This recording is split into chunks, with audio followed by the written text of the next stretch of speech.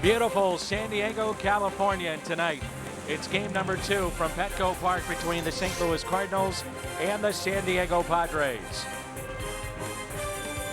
The Cardinals would take game 1 last night. It started with this outstanding play in center by Colby Rasmus. 6th inning, finally did it. Pujols would go deep.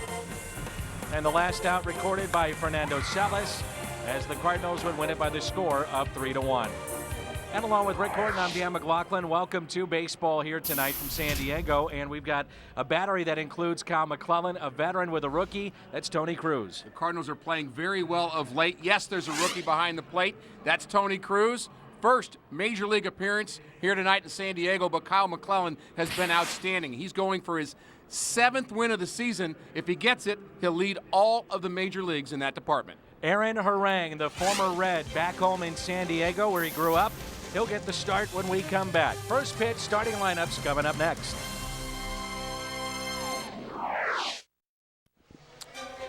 Cardinals baseball on Fox Sports Midwest is brought to you by Budweiser. Great times are waiting. Grab some buds. By Chevy. See your Mid-America Chevy dealers. By Southwest Airlines. New Rapid Rewards. Unlimited reward seats and no blackout dates. By Dobbs Tire and Auto Centers. #1 in quality tires and expert auto service. And by Steak and Shake. Life needs flavor. Along with Rick Horton, Dan McLaughlin, we're at Petco Park here in San Diego. Day baseball tomorrow, and then we're off to Colorado, off day on Thursday. A look at Tony La Russa's lineup presented by Southwest Airlines.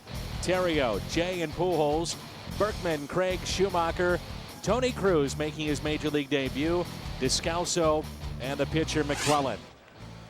Old buddy Aaron Harang is on the mound. We've seen him a time or two. Harang 7-13 in 23 career starts against the Cardinals. He's been a winner this season with the Padres 5-2, and they've won 7 out of his 9 starts. The Padres start play tonight at 19-29, and the Cardinals a season high 9 games above 500 at 29-20. There's a look at Bud Black, the manager of the San Diego Padres, former pitching coach with Los Angeles and a former big league pitcher himself. 3 pitches and a strikeout of Terrio. The defense behind Aaron Harang tonight. Ludwig, Maben, DeNorfia in the outfield. Headley, Bartlett, Hudson, and Hopp along the infield, and the battery is Harang and Rob Johnson. That's presented by Dobbs as Ryan Ludwig, the former Cardinal, saw his hitting streak come to a close last night. And a lot of that due in part to a great play by the center fielder, Colby Rasmus. What a play that was. Well, you said it's probably our best defensive play of the season. I'd have to agree with you. Rasmus right against the wall. Ludwig again lost the hit streak. Ludwig is still a solid player, though, and Cardinals are going to have to be careful with him here tonight. John Jay, the center fielder tonight. And Jay with a big night in game number 1 as Rasmus has the evening off. Shoots that one foul and out of play. Colby's sitting on an 0 for 14. He's had some good games over the last 3 or 4 weeks, but he gets into a bit of a tailspin. I think a night off probably good for him. And it doesn't hurt that John Jay is performing at the high level that he's performing at, as well as Alan Craig. Matt Holliday, again with the night off. He's not 100%. We may see him back in the starting lineup in Colorado. Talking with the San Diego folks, they're not surprised at all to see Harang pitching this well back home. This is where he was born and raised, and also in this ballpark. He's out of that hitters friendly ballpark in Cincinnati and now pitching for Bud Black and the Padres at this spacious ballpark. No doubt it's a great place to pitch. The Padres having trouble winning here in San Diego. Harang is not. So he's been one of those pitchers, Dan, that I don't exactly understand why he's successful as he is. He's got a kind of an easy motion. Doesn't look like he's throwing hard, but gets the job done. Another base hit for John Jay into right center. Cut off by the right fielder, DeNorfia, another former Red. And John Jay has a 1-out base hit. Jay's been hitting the ball very hard on the ground. That's where he's getting his hits. He's driving the ball, not getting it in the gaps necessarily, but picking up his base hits. And he's also been running the base as well in front of Albert. John Jay is now 9 for 20 on this road trip. And in this series, 4 for 5. And here's Pujols, who homered last night. We could hear that called a ball outside by Ron Kulpa. The St. Louisan is behind the plate, calling balls and strikes.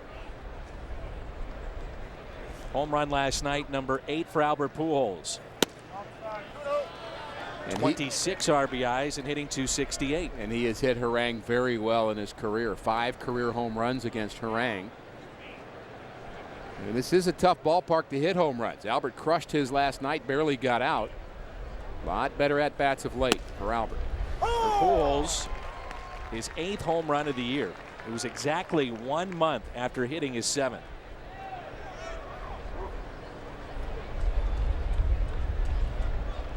Very sparse crowd again tonight there at Petco Park.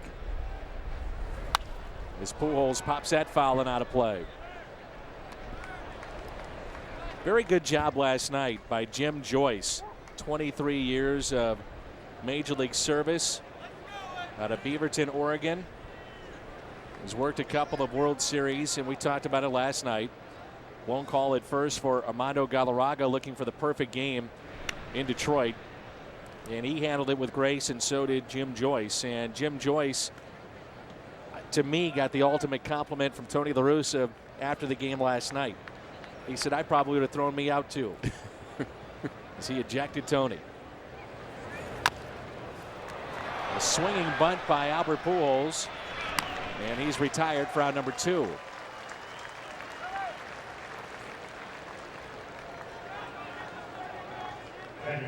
The cleanup man tonight, the switch hitting Lance Berkman.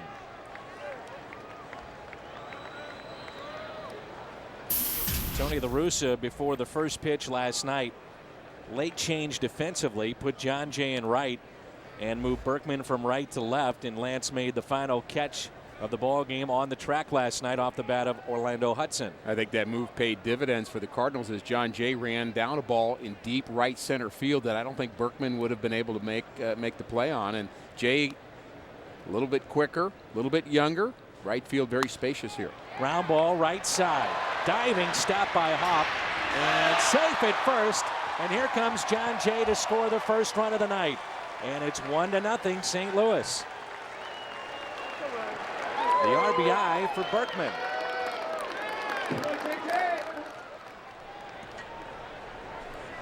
Bud Black controlling his temper here. He's seen his team play very poorly on this homestand.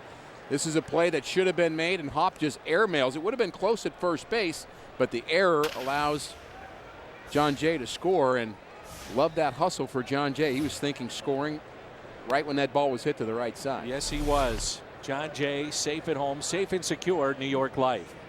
That is one thing that has stood out about John Jay, his effort. You know, you watch young guys playing how they go about it, always hustling, backing up plays, little things that he's been able to do. When you have average to a little bit above average ability, which I guess you'd put John Jay in that category, the way you stand out is you play hard on every play. The guy to his left there, our right, Daniel Descalzo, has been playing the same way. Playing all out. They're smiling most of the time, both those guys, and they're contributing. I asked Daniel the other day, I said, what's the difference between the minor leagues and the big leagues? And he just started laughing. He said, night and day. He said, where do you want to start? The speed of the game, the hotels, the pay, it's all different. Here's a grounder off the bat of Alan Craig. Force play at second, and Berkman is out. Odd slide by Berkman into second base. Gets up slowly.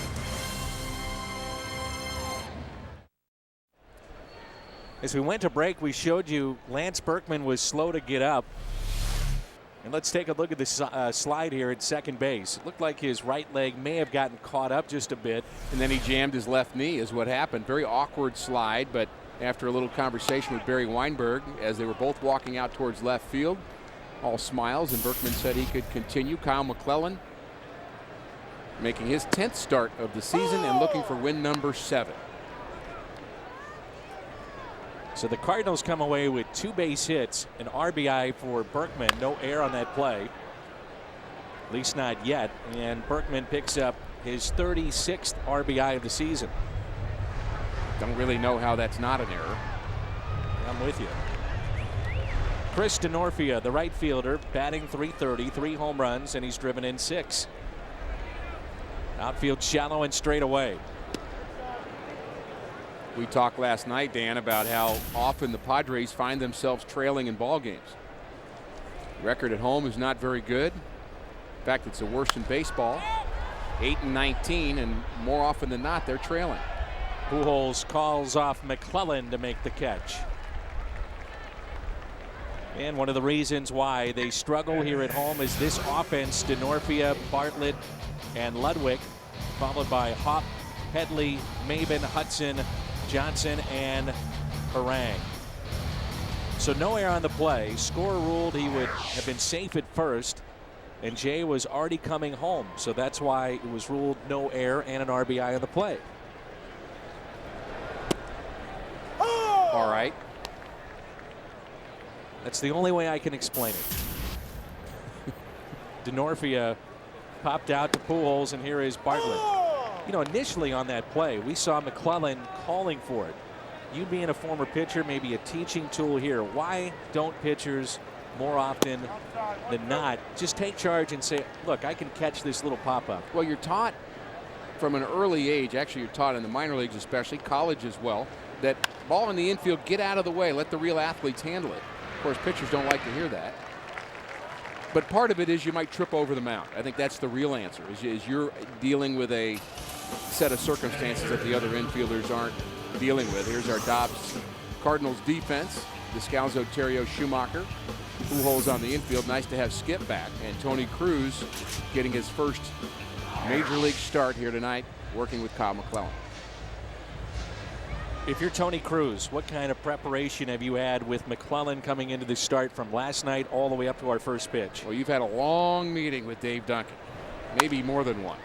Terrio to his left. He'll have to be quick. And Pujols couldn't pick it.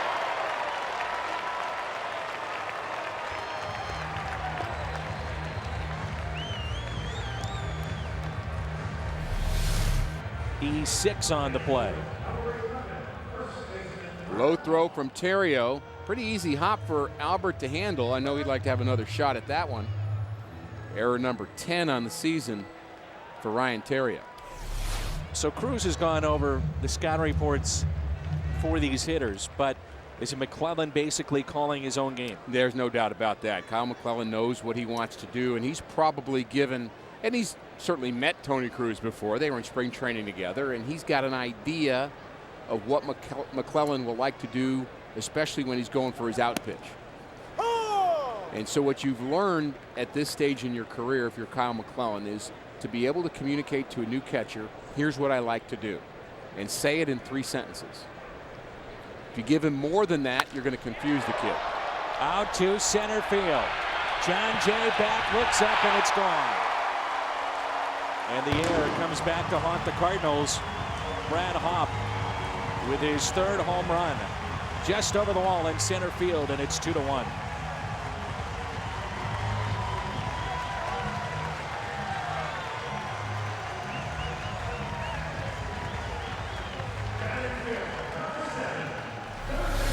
McClellan should have been out of the inning, shouldn't have had to throw that pitch. It looked like it was right down central, and Brad Hopp has some power. He's had a real off year offensively, and really he's kind of fallen off in the last year and a half or so. But he really smoked that one to center field. The error by Terrio, by the way, was his 10th, which leads the club. Home runs at Petco, and you saw that there. Not many this year. Not many any year. This is a pitcher's park, to say the least.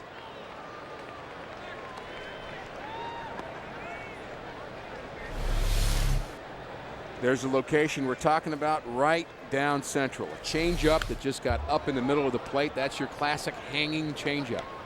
People think you can only hang a slider or hang a curveball. You can hang a changeup. And that's what Kyle did there. It's 35 errors charged to the Cardinals. And another ground ball, this time to Skip Schumacher. 2-run homer by Brad Hopp. His third, RBIs 11 and 12. 2-1 after one. Saturday, the UEFA Champions League final comes to Fox, a rematch of the 2009 final. That's Saturday at 1 in high definition. Barcelona and Manchester United. That's your favorite team, isn't it, Man U? Oh, yeah. Really into it. I won't miss it. I'm a Chelsea guy myself. It's Saturday at 1, high definition on Fox. Skip Schumacher takes that breaking ball, hits it down the left field line and out of play. Skip with a fine defensive play last night. Really a couple. One was on a pop-up near the stands, the other on a short hop. Real tough play to his left. And he also scored the go-ahead run. You mentioned, Dan, your conversation with Daniel Descalzo about the difference between the minor leagues and the big leagues is the speed of the game. That's exactly what Skip Schumacher told me at the batting cage before the game tonight. He said, you just can't simulate that. Not a chance. Close play at the bag, and Harang is there. Harang's former team, the Cincinnati Reds, with a win tonight. They beat the Phillies 6-3. So as we speak, Cincinnati is 3 games out. Very similar to the toss that Hopp tried to make in the first inning that he did unsuccessfully and led to a Cardinal run. And the first plate appearance in the big leagues for Tony Cruz. Cruz is 24. He was hitting .232 with 4 home runs and 16 RBIs in 30 games in Memphis. 26th round selection by the Cardinals in 2007. All-Star at Palm Beach of the Florida State League, both 2010 and 2008. And he's noted for his glove. Baseball America rated him as the Cardinals' best defensive catcher in their system. First major league base hit for Cruz into left center field. How about that? I would think, Rick, that being a catcher playing in your first major league game, when you step to the plate, some of those butterflies might be out because you've already been so active in the game. Yeah, there's no doubt about that. As a catcher, your big job is making sure that there's Kyle Loesch trying to trick him, saying he's going to throw that ball up in the stands. And, of course, he's throwing the decoy up there, and I don't think Tony Cruz is buying that. There's the real culprit in the capable hands of Barry Weinberg. But I think you're right. As a catcher, your real job is what you do behind the plate. And those butterflies probably have abated a bit. We'll look at the swing of Tony Cruz. First big league hit. Great start. Nice and simple. Descalso with that base hit to right last night. The breaking ball taken for a strike. And he's in the hole, 0-2. This guy has been clutch. 4 for 13 on this road trip. Doubled and singled in a run. 9th inning yesterday. His 8th RBI to tie the game or take the lead from the 7th inning on. He's a league leader with Martin Prado in that department. Jose Oquendo had something funny to me to say about Descalso. I talked about how he's been so good close and late, and Jose said, I told him he's hitting .220, and Jose said he's not hitting .220. And I said, well, yeah, he is. He said, I don't care what the numbers say. He's hitting a lot better than .220. Oh, yeah. And he certainly means that he's had a lot of big hits, and particularly late in games. And this one, Harang is able to throw by him on the outside half, up and away. That's how you stick around when you're hitting .220. When your coach doesn't even believe the numbers. That's right. So here's Kyle McClellan deep in the box, and the first pitch to him, taken low and outside. Conversely, you'll play with players that hit .300 and they never seem to be very important hits. A couple of guys come to mind, which I will not mention. always seemed to hit 300, but he seemed to do it in games that really didn't matter, in situations that didn't matter. Harang makes the play to Hop, and the difference so far is Hop's 2-run homer. It's 2-1. Bottom of the second rolls in when we come back. Cardinals baseball on Fox Sports Midwest is brought to you by the Stadium Sports Bar and Grill at Lumiere Casino. It's now open, a sports bar for everyone. And by Steel. Are you ready for Steel? Recording some miscues early on have led to some runs. It's 2-1 in favor of San Diego. And the first miscue not ruled an error, but it should have been. Brad Hop dives to his right. Good play so far, but then, whoops, throws the ball over the head of Aaron Harang, and that allows John Jay to score. And in the bottom half of the first, Ryan Theriot, just a throw away from a 1-2-3 inning, but throws the ball in the dirt. Albert can't pick it. Next pitch, next batter, I should say. Brad Hop hits one out in center field, and there's your score, 2-1 Padres. Cameron Maben, a swing and a miss and a pitch in on his hands. The Cardinals will wrap up the West Coast portion of their schedule this road trip. Arizona's done.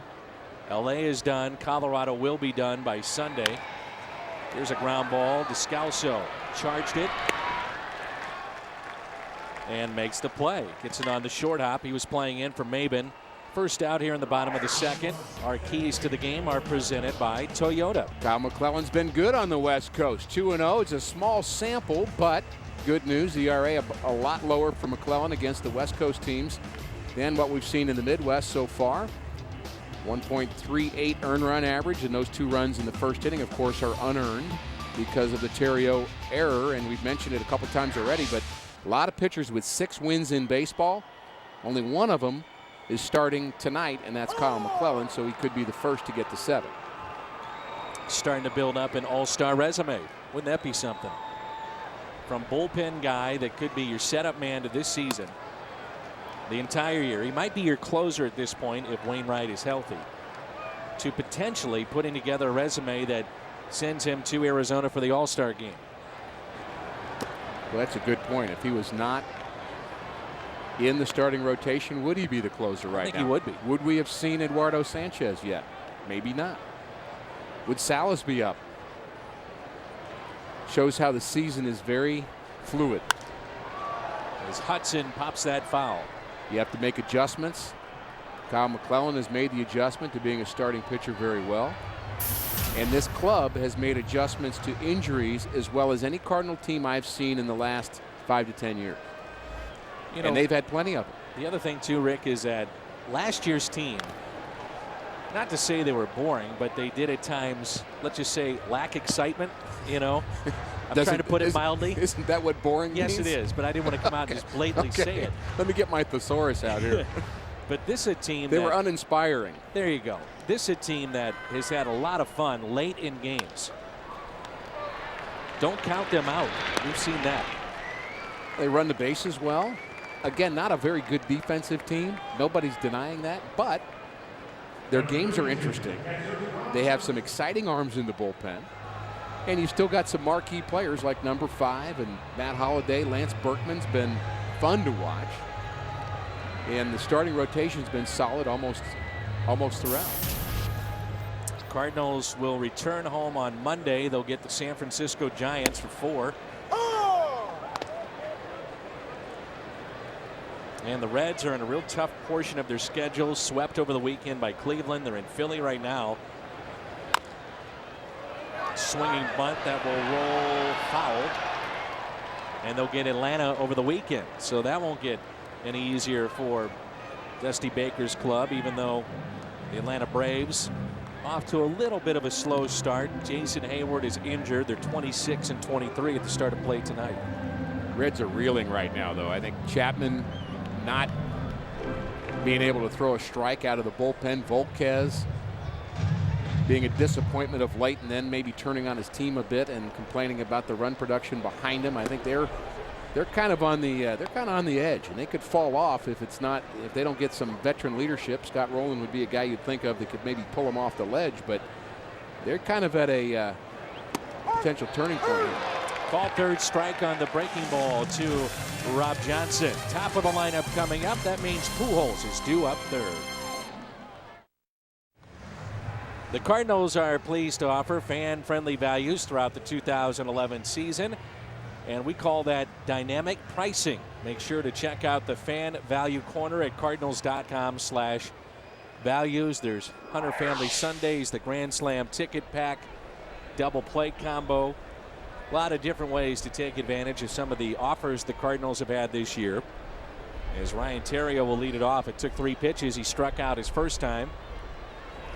We mentioned that we'll be back on Memorial Day Monday, and for that ball game, there are $9 seats that are available. $9 seats. It's also Six Flags Day at the ballpark, so family of 4, $36, and also a couple of tickets to Six Flags. And bleacher seats for the entire series are only $18 against the Giants. Theriot is 1 for 2, Rick.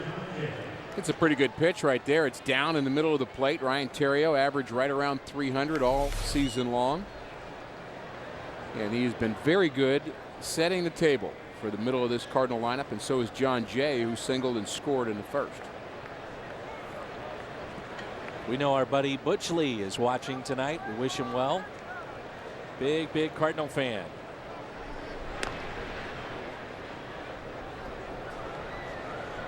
I don't know if you've noticed this, guys, and Pat Paris has joined us here in the booth, but we don't have a microphone on Albert Pujols, but you might think we do.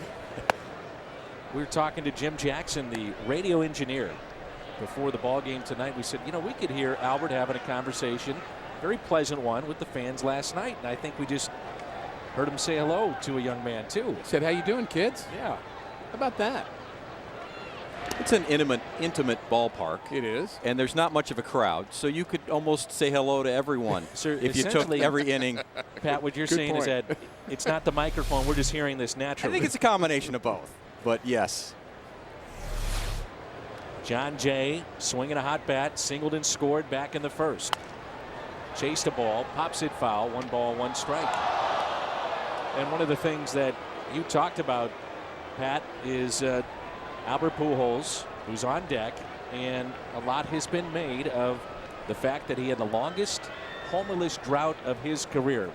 We talk about it, writers talk about it, the fans are talking about it. Albert, he doesn't want to talk about it.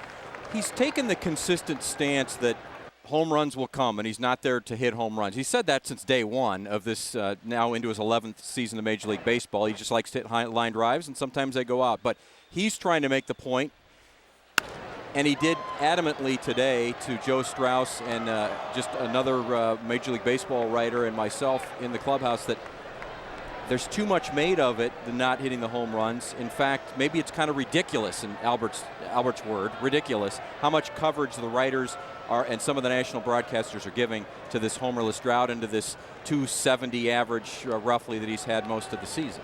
One of the points you made about that, Pat, is he was able to make that point pretty strongly and offensively, but really not in a defensive manner. It wasn't like he was really whining about it. He was just making the point that, hey, I'm going to get my hits, I'm going to get my home runs. At the end of the season, my numbers will be there. Just watch. And he kept coming back to the point, and yes, he was only answering a question about the home run, and then he decided I'd say take the offensive. Right. And he said the point is, it's not that I'm having horrible at bats. He felt like for the last month he's been taking very good at bats. Off-speed pitch, throws John Jay for the strikeout. Number 3 tonight for Aaron Harang. Off-speed pitch here fools John Jay. It's the overhand curveball, 77 miles an hour. He thought that ball was going to be high, and that's pretty much a bread and butter pitch for Harang. I understand what you're saying, and I get what Albert's saying as well, but the difference is he's on a planet all by himself. That's slicing into right. The catch is made. Theriot has to get back to the bag at first. But we're talking about a guy that had the best start arguably in the history of Major League Baseball.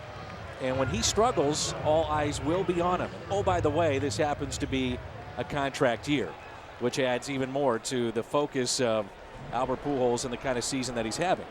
You would agree, Rick? Well, I think after spring training, to be under the impression that folks were not going to talk about his numbers after the contract was not signed in spring training. I think that would have been, you know, kind of hard to imagine. I mean, I think that's going to happen every new city you go to. It'll be the focus, and I think at some point Albert's just kind of tired of dealing with that. But of course, he knew that was coming. Part of the bargain when you don't sign a contract going into the final year of the contract that you currently have. Albert, though, was to the point that he made to Joe Strauss and myself and others in the clubhouse earlier today, and that was when you hit the ball hard and you're just trying to have one good at bat followed by another. That's the kind of bad fortune that he's been having this year. He hits the ball hard. It's slicing, but it ends up going right to the right fielder, and the right fielder gets it. 0-1 pitch here to Berkman. Popped up to the left side, and that'll find the seats and out of play. Berkman picks up an RBI in the first inning on a ground ball to first. It was not ruled an error. John Jay was at second, and the ruling was that Jay was rounding third and would have scored. So that's the only way you can take it. So no error given on the play. Jay scores the run, and Berkman is thankful he picks up RBI number 36. Well, what the official scorer said was, if he's going to give credit to Lance Berkman for an infield single, which he did, and Jay was already on his way home, which he was, then how can there be an error on the play because no one advanced because of the errant throw from Hop? I'll tell you how there could be. Common sense. So, now I'm not saying you're wrong, Rick. I'm not saying you're wrong. Now that's the kind of analysis I've been waiting for. I'm going to come back as an official scorer. That's what I'm going to do in my next job.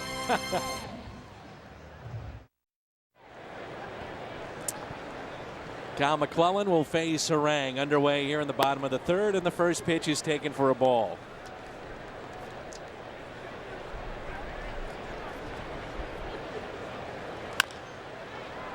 And a ground ball to third, Descalso.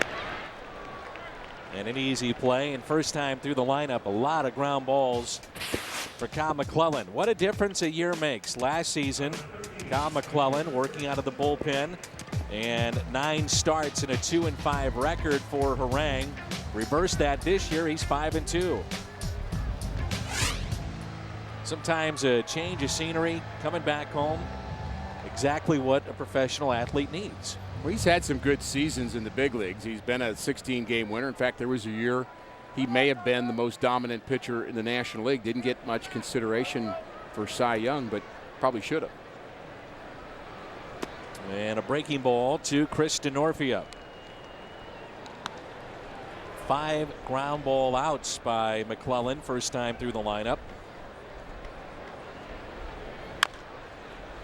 Another one that's chopped foul. And Pat, we see tonight no Colby Rasmus in this lineup, and also Yadier Molina gets a day off too. Tony thought he needed a day of rest at some point over the next 4 or 5 days, and after not getting a hit last night, thought maybe today was a good day, and didn't really want Tony Cruz to have to be with Chris Carpenter tomorrow or be in Colorado, a tough place to call a game, certainly that can be tough on pitchers. So he decided tonight was the night as far as giving Yadi the day off. The outfielders, the young outfielders, talking Rasmus, Craig, and Jay. Tony has a plan over these 3 games. Each one's going to play 2 games. Berkman's going to play all 3 games. And so tonight's the night Colby has off. But he's 0 for his last 14. He does have the 6 walks, but he has 7 strikeouts. Last night, they thought maybe he was looking for balls. A little tentative. Instead of being aggressive like we've seen in the past, and maybe one night off so he can sit in the dugout and watch things, it'll be better for him. Had the 5 walks on Sunday, and as you mentioned, Rick, a little tentative last night. Second strikeout for Cal McClellan. Take the Cardinals with you wherever you go this year. Subscribe to MLB.tv today, and you'll see every Cardinals game live or on demand on your computer and your favorite devices. Visit Cardinals.com to order and get more details. MLB.tv. Baseball is everywhere. I think it's also important for Yadier Molina to catch Chris Carpenter right now. And that game tomorrow, important for Chris Carpenter. I think he needs a guy that can help him get back on track. Bartlett is out. Easy inning for Kyle. Coming up, it's Craig, Schumacher, and Cruz.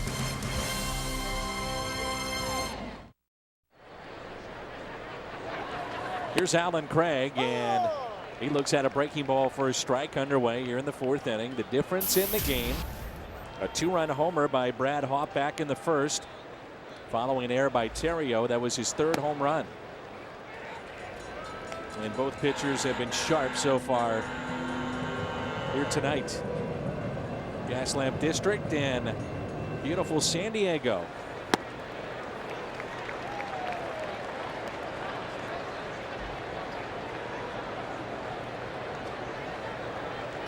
Our buddy Mark manning that shot right there.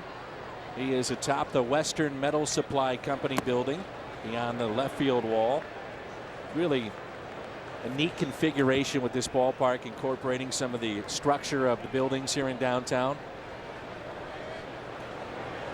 Really come to like city ballparks. The landscape in the background. A number of the new ballparks have been the kind of open ballparks where you can see downtown. There's Mark. Hudson puts that away, and Tony La Russa, Cardinals trying to make it another winning series with a win here tonight. Unique aspect of this ballpark too is the beach out in right center. You can bring your family here. You can sit on a lawn. It doesn't cost you anything out there. And also there is cement bleachers, if you will, and a beach. Bring the kids. What a town, huh? I love this place. A lot to love. We wake up today about 70 degrees, and it's like that just about every single day out here. Well, we talked about this yesterday. There should be a great home field advantage if you are a Padre, because you've got teams that come in here and they're so excited to be in this town, all the fun things to do and places to go. It's hard to concentrate on baseball a bit when you're playing West Coast baseball. Schumacher caught looking, and that's strikeout number 5 for Aaron Harang. Perfect location, comes back over the inside corner. Again, Harang is sneaky fast. Nice smooth delivery. He can get away with pitching up in the strike zone too. He does that from time to time. It's a big man, and we talk about the fact that he's 6'5", and then you put him on a mound. Looks about 7 feet tall out there. But very smooth delivery, and kind of comes right out of his ear and boom, right to the catcher. He's also back to throwing 93 miles an hour. A couple years with Cincinnati, he was topping out about 89, and the ball did not have much life on it. Got a live fastball here tonight. The 0-2 hit to the right side by Cruz. Hudson flips it to Hawpe, and the Cardinals are down 1-2-3 here in the top of the 4th. Beautiful San Diego, and it's 2-1. Six Flags Day is Monday. Memorial Day at Busch Stadium. All fans 48 inches and under receive a free ticket to Six Flags. For Cardinals tickets, visit us online at cardinals.com. And again, $18 bleacher seats, $9 terrace seats for Monday afternoon. Here is Ryan Ludwig. That catches the outside corner. 1 ball, 1 strike. He reached on an error by Terrio. It extended the 1st inning, and then right after that, Brad Hawpe with a 2-run homer. Terrio again, ground ball, stays with it, and makes the play.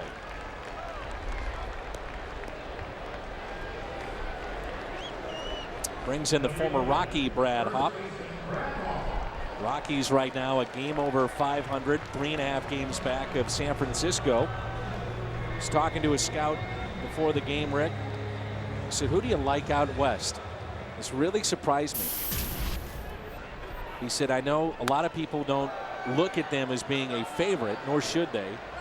He said, but if you look at Arizona and the schedule they have played already, he said they have played teams that are 500 or better consistently throughout this year. They have a little dip in their schedule now, sub-500 teams. He said, don't be surprised if they go on some kind of run. Well, that sounds like a scout number 1 that's afraid of Kirk Gibson. And, you know, if I'd be afraid of him too. Colorado taking care of Arizona 12-4 today. But Arizona has definitely played better than I thought they would. They're right around 500, but I'm just not sure they have enough pitching. I'm not sure they have enough in their bullpen. See, that's what I thought too. But The scout also said, and I brought up that point, he said, we are finding more mediocrity this year than we have maybe in the last 10 or 15 years of baseball. But in San Francisco, there's no mediocrity in that starting Good rotation. Pitching. Many of the scouts here today. And a big breaking ball by McClellan. Swung on and missed by Hopp, and that's strikeout number 3. He is sharp here tonight. Yeah, he is very sharp. That one mistake he made to Hopp in the first is really the only mistake he's made. And hard overhand curveball, and I'm sure he's standing on the mound thinking, I wish I'd have thrown that to him last time. The big 12-6 bender, and this is Chase Headley. When you were pitching, you were starter and reliever. What's the biggest difference between the two and what Kyle McClellan is going through this year? Well, the big adjustment is how you use your repertoire. As a starter, you're going to have time to develop your secondary pitches, and you need to. As a reliever, you've got one chance. You may throw 4 pitches in a game. That's it. Your whole life, livelihood, demeanor, mood will depend on how you do in those 4 pitches. You may hang a pitch, a guy lines out, and everybody says, hey, good job. And you may throw a nice sinker down the way, base hit to right, 2-run score, and you're the go to the game. As a starter, you're going to develop, and you better develop 4 pitches that you're going to use because you're going to have to throw them a lot. That'll go all the way to the wall. Headley on his way to second base and stops right there. He went down to get that and then was quick out of the box. Our buddy Mark Grant, who's a broadcaster here in San Diego, told me he'd like to see him in the leadoff spot. He said he gets on base a lot, he runs really well, and he works a lot of counts. Calls him full count Headley. Seems like it's always 3-2. There's Mud. Mark Grant, former big league pitcher. Pretty good pitcher in his own right, along with Dick Enberg. And he thinks Headley maybe eventually will be moved to that leadoff spot, and as a switch hitter, that's not a bad idea, not a bad weapon to have at the top of your order. And the Padres have tried to change things up here. They surprised a lot of the personnel with Will Venable being sent to the minor leagues. Yeah, he was really surprised by that, and Bud Black's trying to shake things up a bit. Had a meeting 2 days ago, and I love the way he said it. He said, we talked about a lot of things. Somehow I'm thinking there wasn't a whole lot of we in the talking part. I think it was him telling people things got to change a bit, and that's the way those meetings go. As a major leaguer, did you really get a lot out of meetings like that? I mean, here, these are grown men. Well, they're grown men. Not trying to lose games. But everybody needs to be directed. Everybody needs to be managed. Everybody needs to be told the truth every once in a while. And I think it depends on how you do it. I mean, you can't be condescending. You can't. I mean, Bud Black played this game. He understands that you go through times, and that's why he's a big league manager. He knows how to communicate that I know we can do better than this. And here's what I'm seeing. Show me I'm wrong. I don't think a player's going to be upset by hearing that. How about Descalso? Backhanded play and a bullet to first. Fine play again by Daniel Descalso. Grew up in Northern California as a third baseman. And then a rocket to first. Nice play, Daniel. 2-1 as we enter the 5th.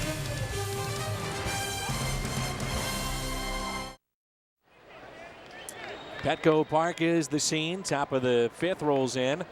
And it's 2-1. Along with Pat Paris, Rick Horton, I'm Dan McLaughlin, and our Fox Sports Midwest crew. Here's Descalso. Makes another fine play over at third base. I was talking the other night about this. Daniel telling me that growing up in California, he was a third baseman his entire career, his life growing up. And in college, I said, well, you got a heck of an arm. I said, did you ever pitch? He said, yeah. He said, one time, one semester, they moved me to the mound because they saw I could throw across the diamond. I said, were you ever curious how hard you threw? And he said, yep, they got me on a clock. He said, I was low 90s consistently. And he said, what really surprised people was that when he was called up to the big leagues that he was playing third base, because there's another base hit for Descalso.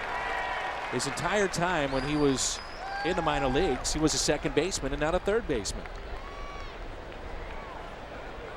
And tonight, defense is where he has made his mark so far. The Home Depot doing more on defense and those soft hands and then a rocket to first. He's not the prototypical big third baseman that's going to hit with power, but he really looks comfortable playing that position. And that 90 miles an hour doesn't surprise me a bit, Dan, because when he throws that ball from deep third base, that is a long, long throw, and he throws clotheslines.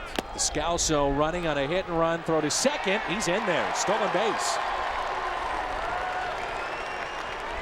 Now, he did say to me, Rick, and this may surprise you, he said, now what if I told you, Dan, that I played first base last year? And I said, what are you talking about? He said, I played more first base last year than I did third base. Hamilton was injured. There was another injury on the team, so they needed a first baseman. Well, there you go, Daniel Descalso. He said I probably was the smallest target in the league.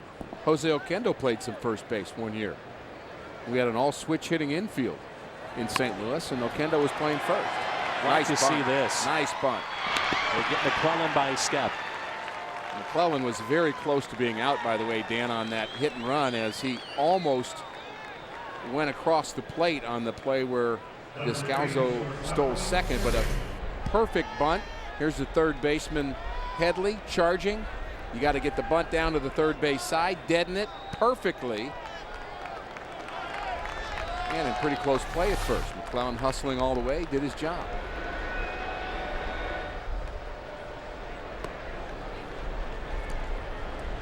So the infield is brought in here in the fifth. San Diego not scoring any runs. They have to try to prevent anything they can. Terrio batting .375 with runners in scoring position. Had a big insurance RBI base hit late last night. Little liner to right. And you see what he's done 5 out of 7 times in this spot. And because of those very good numbers of Terrio, do you take the squeeze out of the equation here? I don't think it's out of the equation, but I still let him swing the bat. I don't think it's beyond the realm of possibility. And you got to wonder about the right count for a squeeze, too. 2-0 would be a good count for a squeeze. Tony La Russa not acting like he just put on a bunt. How can you tell either way? It's hard to tell. And Terrio shoots it foul, and you can see Descalso got way down the line. Well, if you put on the squeeze, Oquendo's talking to Descalso. He's giving the sign to Terrio. And there's usually an answer from Terrio to Oquendo to make sure that everybody knows he got the sign. That catches the corner. And the reason the answer is important in a squeeze play is you don't want somebody swinging a bat with a guy barreling towards home plate from third. 2 balls and 2 strikes on Ryan Terrio. He struck out and singled. They set up outside, misses, and it's 3-2. John Jay on deck. A lot of room up the middle. The 3-2 pitch up the middle. Nope. To his left to make the play is Bartlett. Tough play to read for Daniel Descalso, but he probably could have scored on that play. Because Bartlett was playing so much in the hole and there was so much room up the middle, he's got to make sure it gets past the pitcher first. He reads it a little bit late. I'm not saying it would have been easy for him to score, but he would have had to go right now.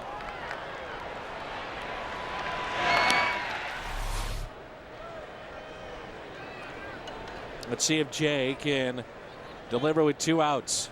We've talked about this, a theme of the Cardinals this year. One of the ways that they've been exciting as Jay trying to bunt, and a sliding play made by Hawk is with 2 out RBIs. I'm not sure you like that play at all. McClellan back to work midway through 5. Krispy Kreme doesn't deal. If the Cardinals get 9 hits tonight, you're invited into Krispy Kreme tomorrow to receive a dozen of their original glazed donuts for only $2.99 for St. Louis area Krispy Kremes. McClellan, his baseball is moving all over the place here tonight. It's moving, but he's throwing strikes. Pitch number 55, 38 of them. Now 39 strikes for McClellan.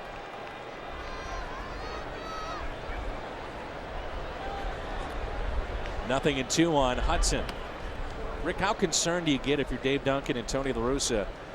McClellan, first year in the rotation, as Orlando is 0 for 1, but a dead arm stage with a guy that is pitching now more than he ever has.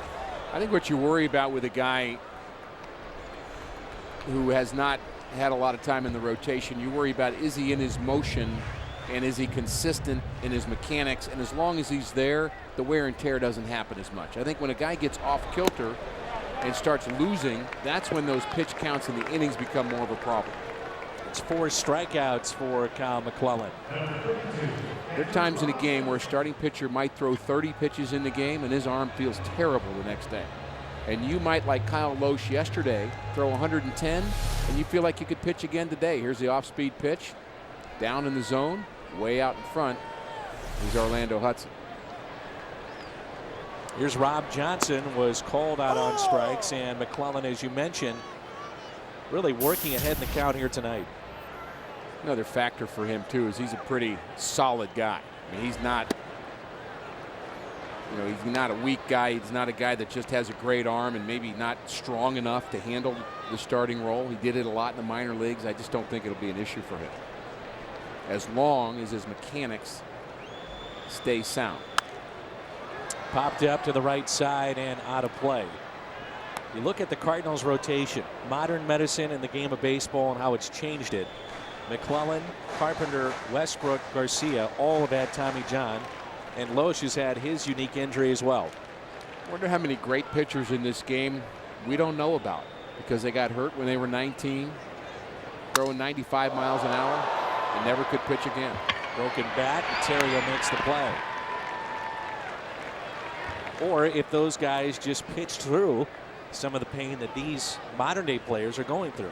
You never know, that could be the case too. Some of them did, for sure. I mean, there were rotator cuff injuries before we knew what a rotator cuff was. Tommy John did not invent that ligament in the elbow. It was always there. And a fly ball into center sends us to the 6th inning. Albert Pujols leads it off when we come back, and it's 2-1 San Diego. Let's turn to our AT&T trivia question. Who is the Cardinals' all-time leader in RBIs against San Diego?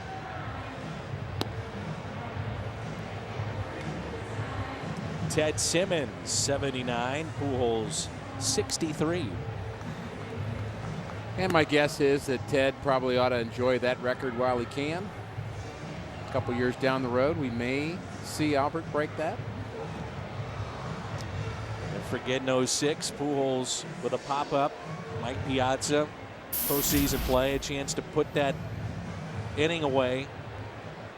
Misjudged the pop-up. Pujols knocks it out of the ballpark. Belliard makes a great play later in the game, and the rest is history. The Cardinals went on a dramatic postseason run. Started against San Diego. Cardinals have handled San Diego 3 times in postseason. And this Padre team's going to have to turn things around in a hurry if they're going to be playing in October. Pujols, and a base hit. Hustling out of the box. Wide turn at first. He'll stay there. Albert is 1 for 3. Good swing by Albert, taking it up the middle. Also remember the line drive that Albert hit against Chris Young. Hit him in the forehead. Ooh. Oh boy. Scary moment. I'm not sure Chris Young has been the same. Nope. Berkman with an RBI tonight.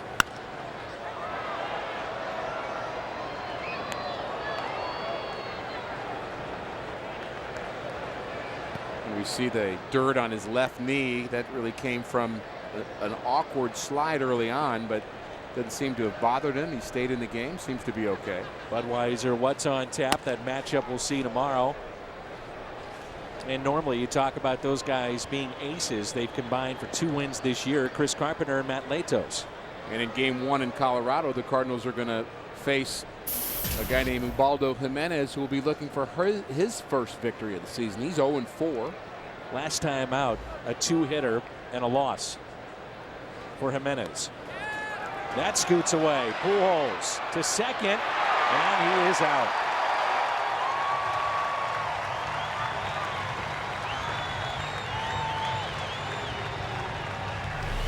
It looked as if Albert had a good jump on this. The Cardinals like to go as soon as that ball's in the dirt. Johnson finds it quickly, though, and he's able to make the throw right on the money. And Albert seemed to have a good jump, but he seemed to slow up a bit about halfway there and just didn't quite have enough time to make it from first to second. I know Tony likes that aggressiveness. He teaches ball in the dirt, go. And 9 times out of 10, the Cardinals are safe. Unfortunately, it wasn't one of those times where it works, and with Lance Berkman at the plate, in some ways you hate to see that.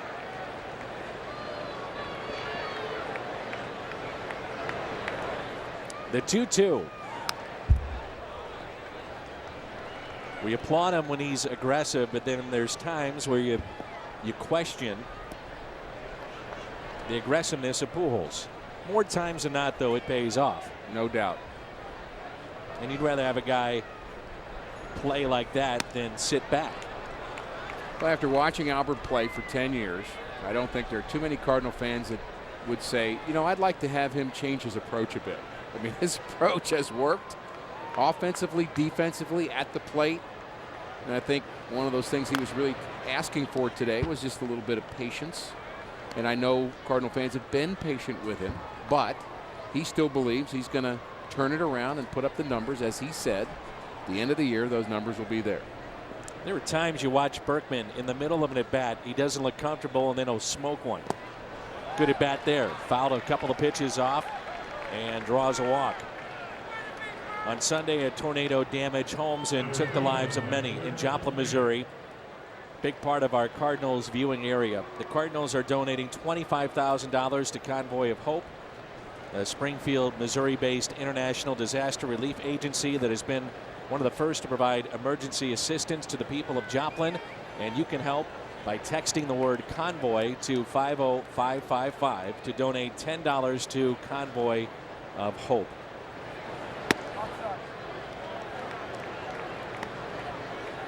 And I appreciate that sign that fan worked hard on, bringing it to the ballpark, saying they're praying for the folks in Joplin.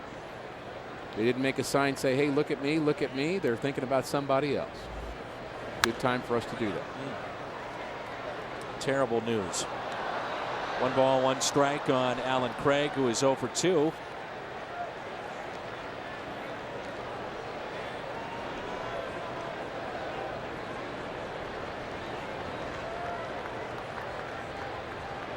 A short lead at first by Berkman. Craig hits it out of play again. We've talked a lot, Dan, about how the Cardinals are very effective in games where they don't make an error. 24-5 in errorless games, but the other side of that is they're 5-15 in games where they do make an error, and they've made one here tonight, and it's led to the 2 Padre runs in the first. A 1-2 pitch. Instead of check on Berkman. And how about with Alan Craig? When he gets a hit, 22-12. Tonight he is 0 for 2. 2+ hits, 12-1, a home run, 7-0. He's like the bellwether state.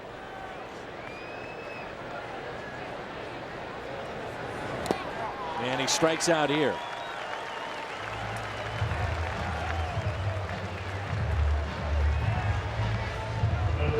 Strikeout number 6.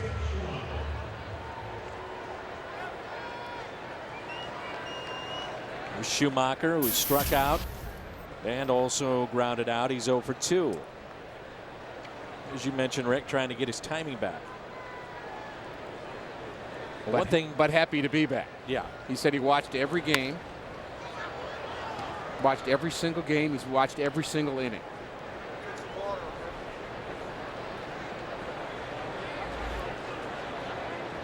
Greg Lilly has turned 73 today, and happy birthday. 78? 73rd. Oh.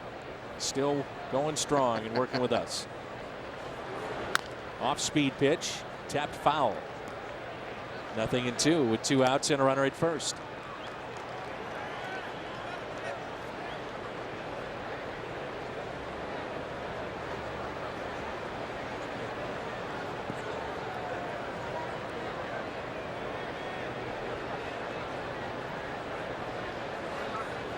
And a swing and a miss. That's 7 strikeouts for Aaron Harang.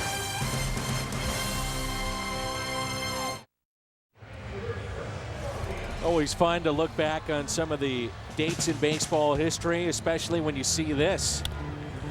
Molina, a walk-off hit that beats the Pirates 2-1 in 2005. Reggie Sanders would score that run. Yadi made his major league debut in 2004. He's not in the lineup tonight. Scalzo, 1 pitch, and retires Denorfia. What a player he has become when you talk about Yadi Molina, and arguably the best of the 3 brothers. 5th in the National League in batting right now and getting the night off here, and he'll be back tomorrow to catch Chris Carpenter. And yeah, you'd have to say defensively the best of the 3 Molina brothers. I think offensively there have been times where the other 2 have shown more power, but that's really not Yadi's game. It's hit the ball in the gap, and he's also been a clutch hitter in his career.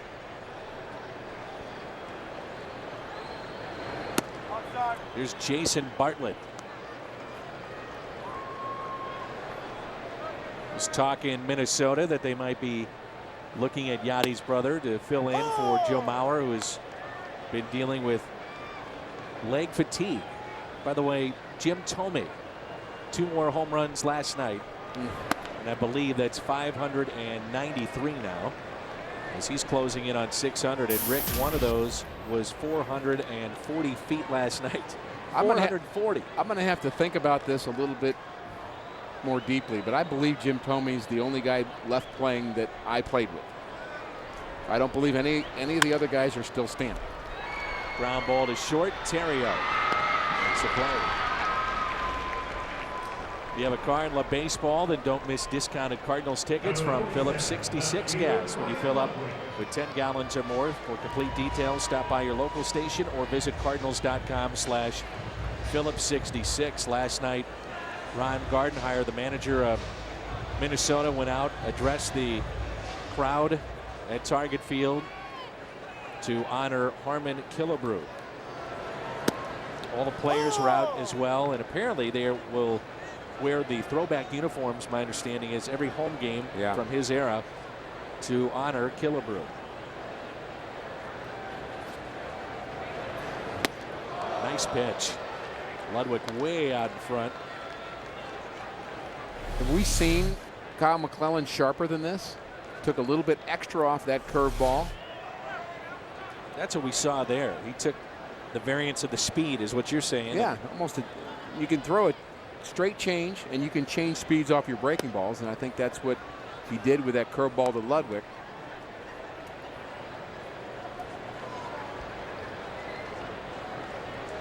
Here's a 1-2 pitch inside to Ludwig. Think Tony Cruz is having fun? Oh yeah. Seeing some pretty good movement tonight with the pitches of Kyle McClellan too. Cruz, you get the sense that he's putting down a sign and saying, okay, I want that fastball down and away, and the pitcher's throwing it there, and he goes, how come they don't do that in A-ball? Right. I'm all over the place in A-ball. I got to work a lot harder. Here's a grounder. Terrio to his left. Gets Ludwig by a step. Always hustling down the line. 7th inning rolls in when we come back. Cruz, Descalso, McClellan coming up. Cardinals baseball on Fox Sports Midwest is brought to you by Jack in the Box, where right now you can get the new bourbon barbecue steak grilled sandwich at participating restaurants. And by Kia. Gorgeous night here in San Diego. Rick Horton, Pat Paris, Dan McLaughlin with you. Here's Tony Cruz, who singled in his first major league at bat. 1 for 2 on the night. If you like a good baseball game with good pitching, you've come to the right place. If you like home run derby, that's a fair ball. You're not happy. Past the Cardinal bullpen, down into the corner, and Cruz will stop at second base. A 2-hit night in his major league debut. Well, the Cardinals, Rick, if you go back to the 5th inning, had a great opportunity with a runner at third and only 1 out. Couldn't bring him in. Now they have a leadoff double. There's that pitch up in the zone that Harang likes to throw. Cruz, again, very simple hitting mechanics. He just throws the bat to the ball, goes through the Cardinal bullpen into the corner. 2 for 3, pretty nice start for a career. One thing we've seen with catching Kyle McClellan, soft hands. You know, he's framed a couple of pitches, but those two seem to be right on the same page, and this is something that Descalso has been very good at doing. The sacrifice as Luke Gregerson, a former Cardinal farmhand, is getting loose. He was picked up by the Padres in the Khalil Green deal, and now Trevor Miller's starting to throw. You've got Hoff coming up, and then the switch hitting Headley for San Diego. And McClellan's spot is coming up on deck.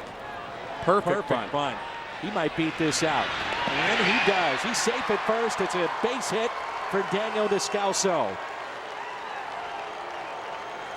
Runners at first and third. And nobody out. As good as that bunt is, you've got to blame the third baseman, Chase Headley, for not being in enough to be able to at least get an out. You know it's a bunting situation. He's already tried to bunt once, and he's almost on the dirt, and he gets a bad jump on this, thinks that the pitcher's going to get it. By the time he gets it, now everybody's safe. Good bunt by Descalso, not taking it away from him, but that's a mistake by the third baseman for the Padres. He has got to get an out. Well, it's the 7th inning. What do you expect? It's Descalso time. Close and late. Runners at first and third, and now Colby Rasmus.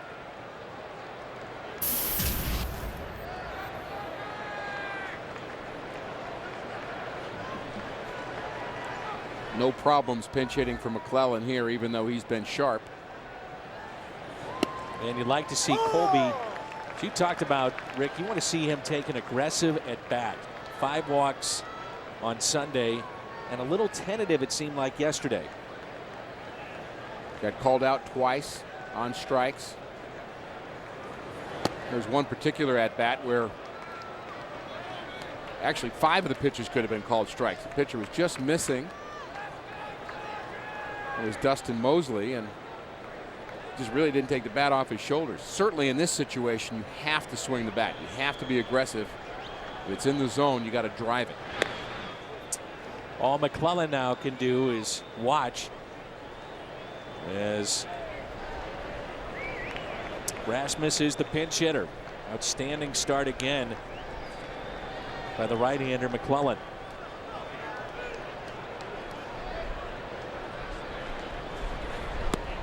The situation of the game dictates that McClellan is out of this game. There's nothing about how he's pitched, but this is a chance that Tony La Russa has to capitalize on. Then you've got to trust your bullpen from here. You know you don't have much of a chance against the Padres bullpen, although the Cardinals got to him last night. Slicing foul. They have broken his bat.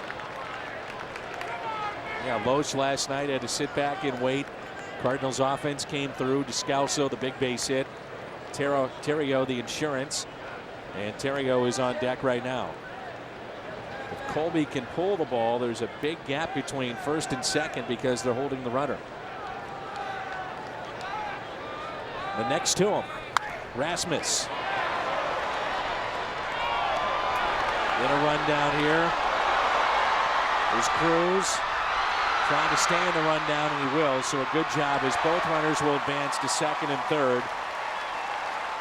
Even though it's a base running mistake, he still did the positive once the mistake was made was to stay in the rundown. Yeah, and that was really a terrible job of doing a rundown for the Padres. Padres not a very good defensive team at all. They're 14th in the National League in defense, and it showed there. Way too many throws in that rundown, and Bud Black knows that's not how you draw it up. And that allows the Cardinals not only to get the runner to the third, but also Rasmus gets to second. Now the double play's not in order. Infield is drawn in for Terrio. He was in this spot back in the 5th with a runner at third and only 1 out. A single that was back in the third and struck out to start the game. A rundown done properly should be 2 throws max, ideally 1 throw. You close the gap, you throw it at the right time to where a guy can get tagged out. Padres did not execute. Now the middle infielders back up. There's 2 strikes on Terrio. You talked about it last night, Rick. This may be the best opportunity the Cardinals will get from here on out. Very good at the back end of their bullpen, even though the Redbirds got to Heath Bell last night. Scored 2 runs off of him, and he's nasty. Mike Adams is nasty. Gregerson is. You name it. The 0-2. John Jay on deck. Not a bad at-bat by Colby Rasmus. It didn't produce anything, but he hit that ball hard to the right side. You mentioned the hole on the right side. Fortunately, hit right at the first baseman, Hall.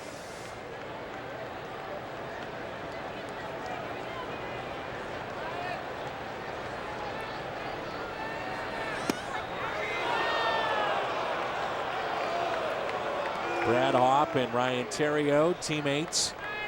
The national champion LSU Tigers in 2000. May have been a strike, but the catcher was sitting up and not down in his poorly framed stance. The 2-2 pitch to Terrio. Hit out of play.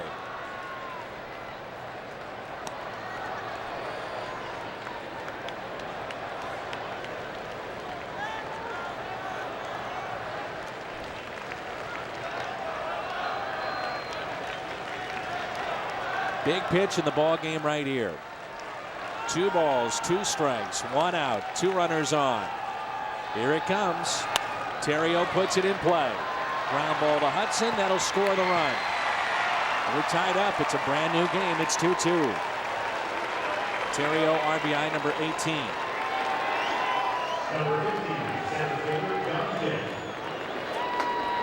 Because this hot shot tied the game, it's our Nissan drive of the game. Sometimes you get the home run, sometimes you do this. Well, it's situational hitting. They're going to play back. All you got to do is hit the ball on the ground to produce a run. That's exactly what Terrio does. Again, that's not even into his runners and scoring position statistics, but it's good situational hitting, and Padres playing the infield in right there. The Cardinals wouldn't have scored that run. McClellan off the hook. 2-2 game. 1-0 pitch to Jay. Another fine block by the catcher, Rob Johnson. John Jay with a base hit. Run scored in the first. Struck out in the third. And grounded out to first. Harang has struck out 7 tonight.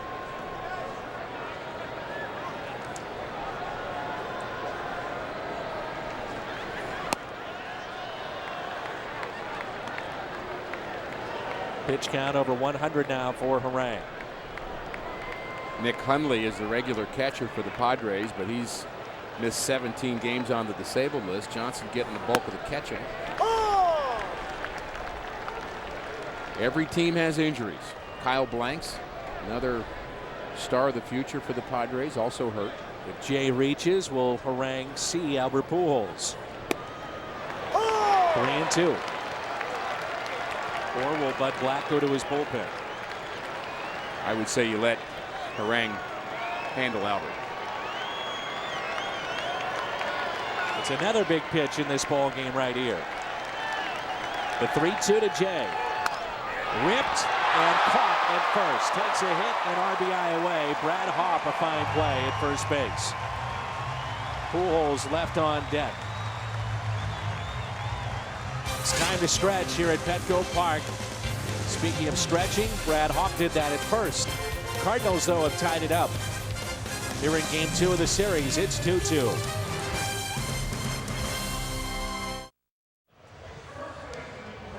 The ERA since the Philly series back home for the starters. Look at that, 1.82.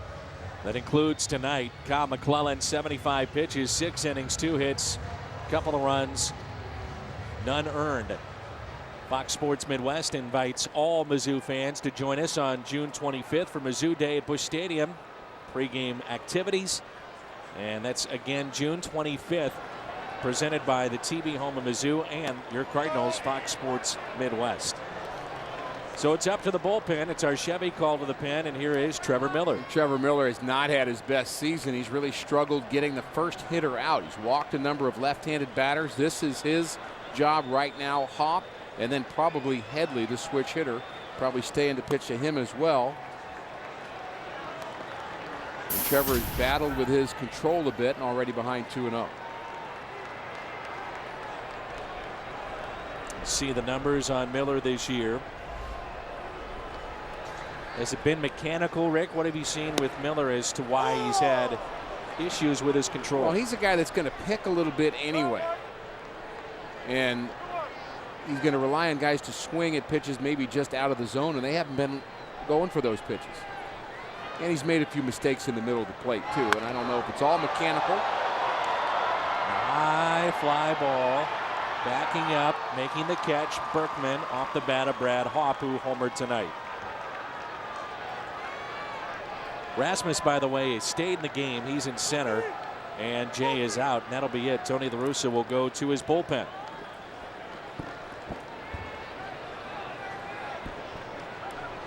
Tony La Russa out.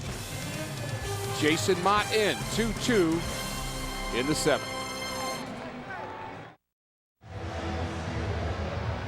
Jason Mott is into the ball game. Scoreless ninth Sunday at Kansas City. He picked up the win, and the Cardinals won that ball game 9-8 in 10 innings. So Tony La Russa, Rick, has his one lefty for one batter. That's Miller, and he gets Brad Hop. I think he's trying to build something positive for Trevor Miller, and he was behind his guy 2-0, but finally able to get out Brad Hop and let him have a good game and let him build on it. So the third pitcher of the night, Jason Mott, who has a new look going, and one that you endorse. Yeah, I was thinking about going with that look myself.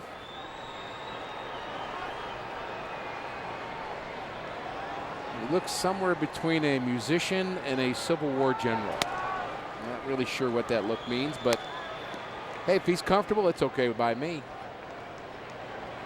It was nothing like Dustin Hermanson. Oh, I remember him. Facial art is what he called it. Dustin Hermanson should have been left-handed. And maybe Jason Mott should have been left-handed. Former catcher. He's talked about how odd it is now that he has gone through the system and has caught guys that are still in the minor leagues, and here he is as a pitcher in the big leagues. And he just blows it right by Headley for the strikeout at 97. His velocity certainly there, certainly back. Very little time to react to that fastball up and in. Headley could not get the head of the bat through the zone, and Jason Mott off to a good start. Chad Qualls now loosening for the Padres. Battle of the bullpen arms right now. Here's Cameron Maben, homered on opening day against Franklin.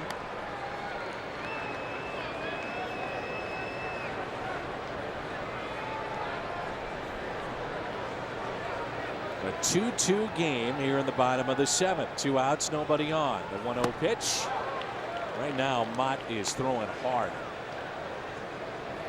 Throwing hard. He's talking to himself. He's animated.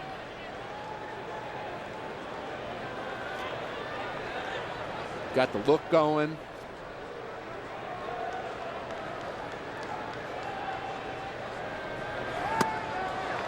Look at swing and a miss.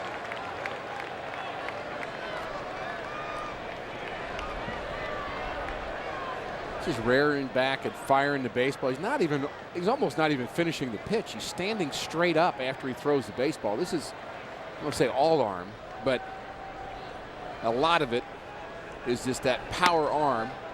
Spinning around in the mound. I'm not sure we've ever seen him like this. Well, he spins around on the slider, and that's what that was, a little cutter. But not fully all the way around like that. No, a ground ball back to the mound would be problematic. Might get dizzy. 2-2 the count here on Maben. It was 0 for 2, and that might be the first bat that has touched one of those fastballs from Mott tonight. Not much difference. You go from 98 to 90. That last one was perfectly located, too. Surprised Maben was able to get a bat on it. Down and away. I would suspect he'll get the fastball up and in right here. 96.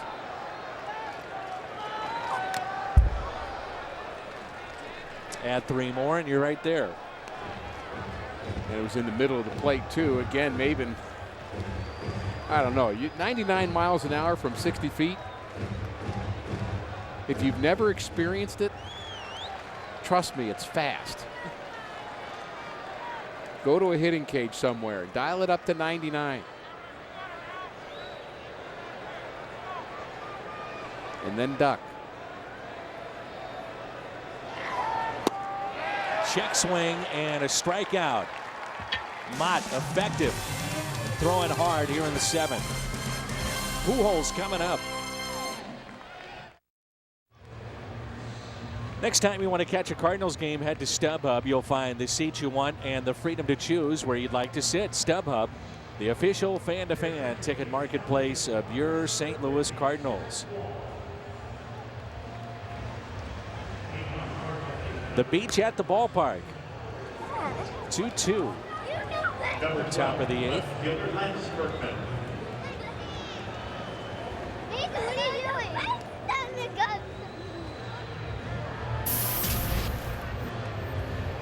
Chad Qualls, the new pitcher for the Padres. Aaron Harang went 7 innings, gave up 8 hits, 2 runs, both of them earned. Walked a batter, struck out 7. Qualls, very solid season, ERA just over 2. Again, this bullpen, the best bullpen in baseball right now, even though the Cardinals touched him for a couple of runs last night. Middle of the order for the Cardinals, Pujols, Berkman, and Craig. Albert Pujols 7 for 15, 3 home runs against Chad Qualls. So Bud Black is going to roll the dice here. Rick, how about a former pitcher being a manager? You don't see that combination all too much in the game of baseball. I'm trying to think of another one. I don't think there is one right now.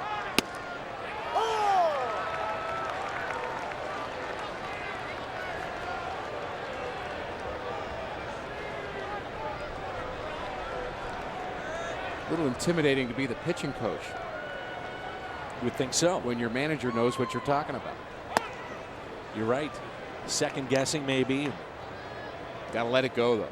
Bud Black, number of years a pitching coach in the American League with the Angels under Mike Scioscia. 1 ball, 1 strike on Pujols, who was lined out, singled, and grounded out. Pretty good swing there.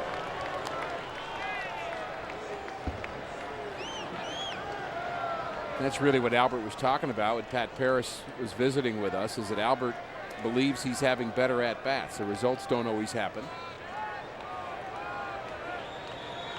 But he's feeling more and more comfortable, very comfortable on that last swing. Now he's in the hole, though. And Pujols hits it sharply to short. Bartlett backing up to make the play.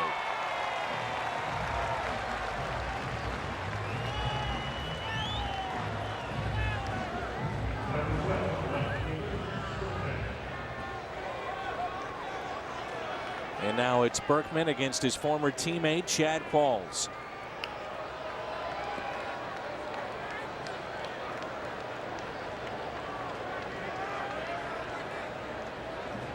Ever an advantage in these situations? You've seen each other so much, you know the weaknesses and the strengths. You know them, but you don't know them from 60 feet 6 inches away. I mean, you see guys, swing at breaking balls in the dirt, and you see guys maybe chase the high fastball, and you see that over time, and you start to see maybe how they are when they're not playing well. But you also see them mash, and you get a little afraid of them. You think, wow, they're pretty good. These guys, I don't want to pitch to these guys because I saw this guy hit for a number of years. So I think it can work both ways. You really got to find out how he reacts to your pitches, which I think is really better information, and that's just going to come from experience. Chad Qualls still throws hard, very reliable reliever for Bud Black in San Diego. Pitch at 94. There's been an abundance of guys, middle relief to set up men that are throwing harder than ever. Whether or not you want to believe the guns, that's another issue, but there are guys throwing hard in this league, up and down rosters. The 2-1 pitch. Get out of play. Well, the old timers will say that the guns that are being used now are the fast guns, and they may be 3 miles an hour faster than they would have been in, let's say, the 70s, when there were two kinds of guns that were used. One was about 3 miles an hour faster. But even that considered, you've got Jason Mott throwing 99. So let's say it's 96. That's still pretty good. Yes.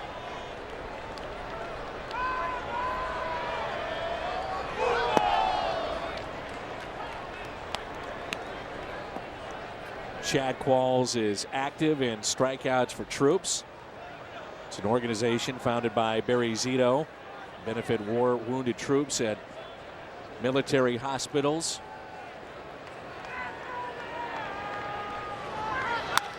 Up the middle and right through the legs of Chad Qualls, and the go-ahead run is at first. This copyrighted telecast is presented by authority of the Cardinals and may not be reproduced or retransmitted in any form. And the accounts and descriptions of this game may not be disseminated without the express written consent of the St. Louis Cardinals.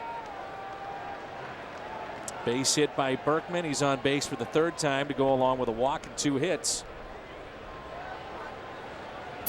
In steps Alan Craig, who is 0 for 3. Qualls came up with Houston back in 2004. And that's a base hit to left. Fastball came in, and Craig turned on that very quickly. I'm just about ready to say that Craig's been a little late on the fastballs all night and needs to dial it up a bit, and that's exactly what he does on the first pitch. They try to pitch him in again, and he just turns on it. Hits the ball hard to the left side. Really, the Cardinals have hit 3 balls hard this inning. Albert hit one right on the nose to the shortstop Bartlett, and Berkman and Craig have found holes with their hard hit ground balls. Now it's Skip Schumacher's turn. Are you surprised that Bud Black does not go to the lefty here? Well, he is on the line right now. He has one left-hander in his bullpen, Corey Lupke, and he's his probably most ineffective reliever, and that number might have something to do with it. There's also the do factor here for Schumacher. Skip takes a ball outside. Schumacher is 0 for 3 with a pair of strikeouts tonight. I think sometimes that lefty-righty thing gets overplayed because not all left-handers are created equal. I mean, you've got a guy out there, if you have Billy Wagner out there, or if you have Corey Lupke, that's a different consideration. Takes a strike. Skip from this area. First team all Big West for UC Santa Barbara back in 2001.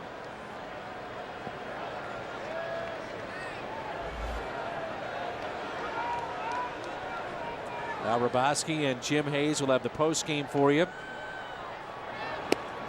They may be talking about this at bat right here.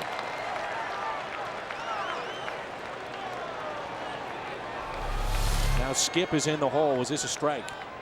Not according to Fox Tracks.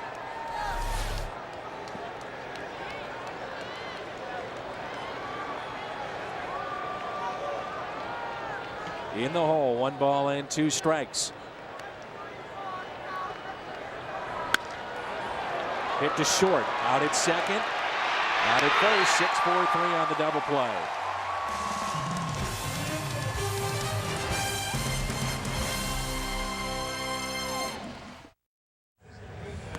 Cardinals baseball on Fox Sports Midwest is brought to you by Bud Light. The sure sign of a good time. Here we go. By Bank of America, where ATM deposits are as easy as an infield fly. No deposit slip, no envelope. With Bank of America, member FDIC. And by AT&T. 2-2 ball game here at Petco Park in San Diego. Jason Mott, second inning of work. Relief of Trevor Miller. Bullpen has been perfect so far. Miller got the only man that he saw, Brad Hopp. The fly out to left. Then back-to-back strikeouts by Jason Mott. Qualls got the double play off the bat of Schumacher, and here we are in the bottom of the 8th. It's 2-2. Hudson on the first pitch, pops it back and foul. Orlando Hudson tonight was grounded back to the pitcher, McClellan at the time. That was in the second inning. And he also struck out in the 5th. He's 0 for 2. McClellan, an outstanding start again by the Redbirds here tonight.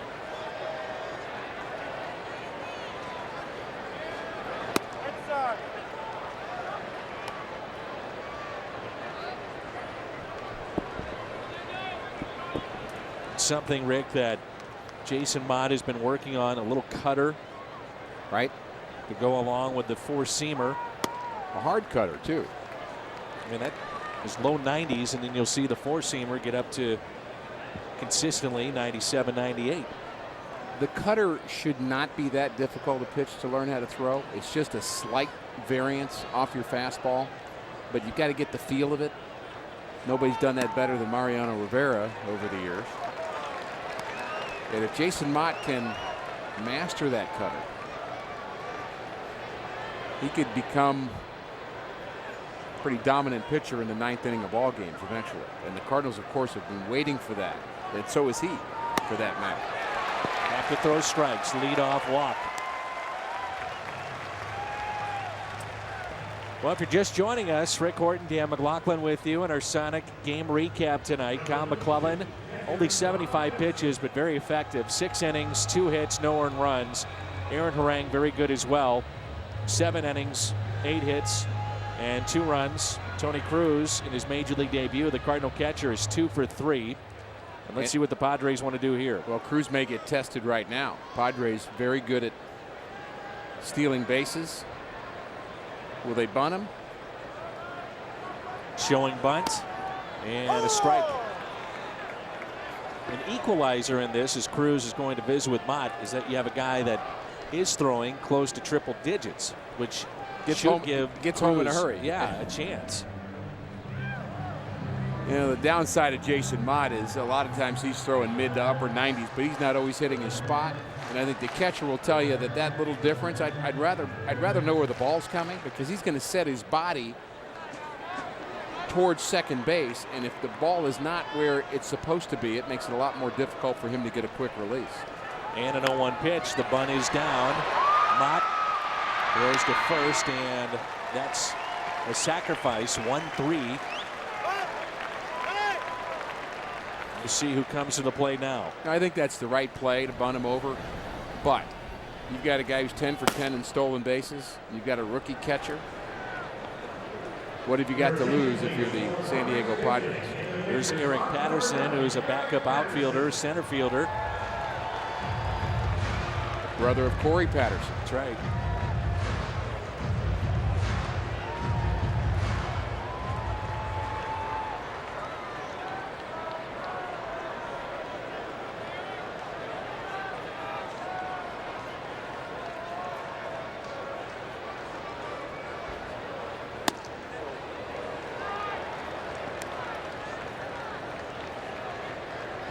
With runners in scoring position, this homestand, they are 3 for 26 on the year, 2-16.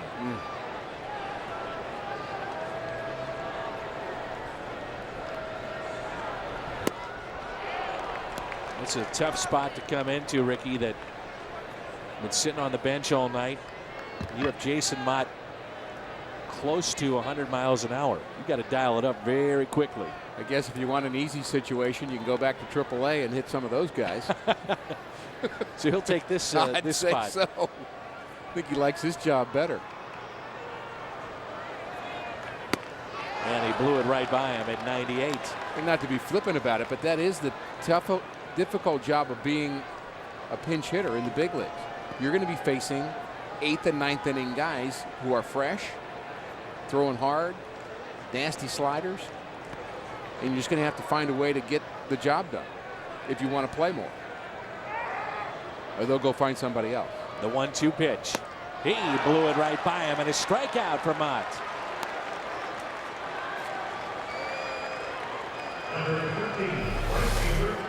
Three strikeouts now for Jason Mott.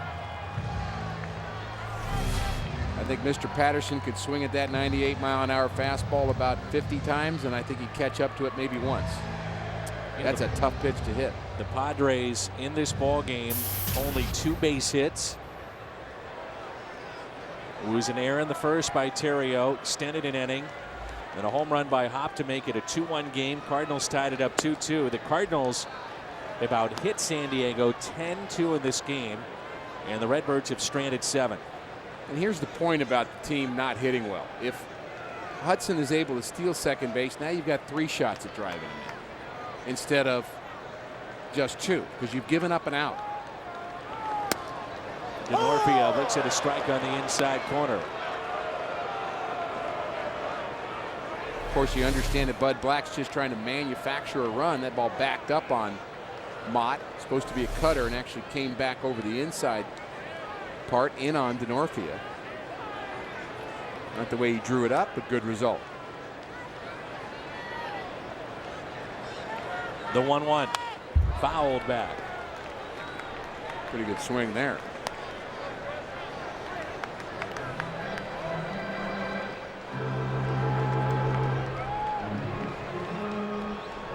One ball and 2 strikes.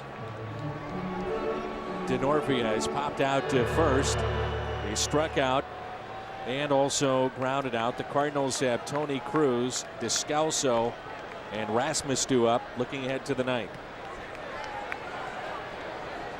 Denorfia looked bad on pitches away last night. Kyle Loesch tried to come in, and he turned on one. I'm sure the Cardinals have had conversations about that. Jason Mott, a little bit more giddy up on his fastball on the inside, may still come back in on him.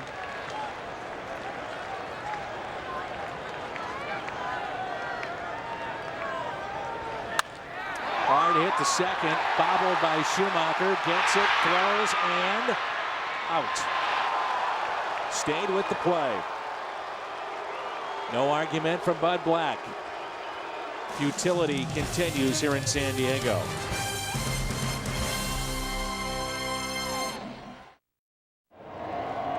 Going to the 9th here in San Diego, tied at 2. Coming up immediately after the game, of course, it's Missouri Lottery Cardinals Live. Jim Hayes, Al Raboski in studio. Talk about K-Mac's ground ball attack. Also, a great debut for Tony Cruz and some Tony TV.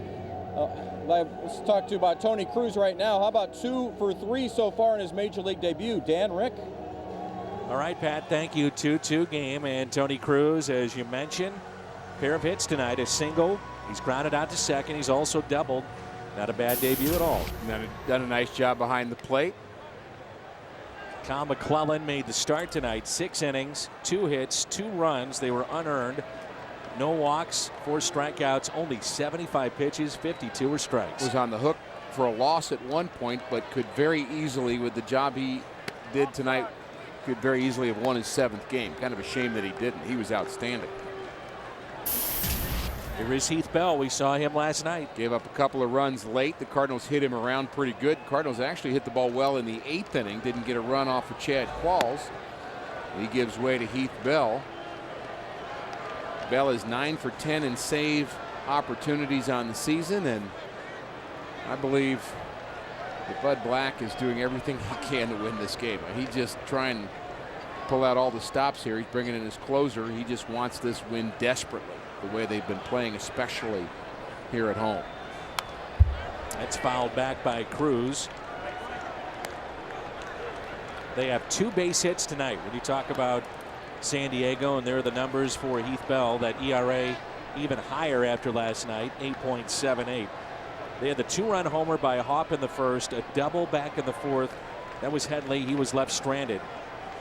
And they picked up their first base runner since the 4th in a leadoff walk by Hudson last inning. Hanging breaking ball, base hit out to left. What a debut. A 3-hit night for Tony Cruz.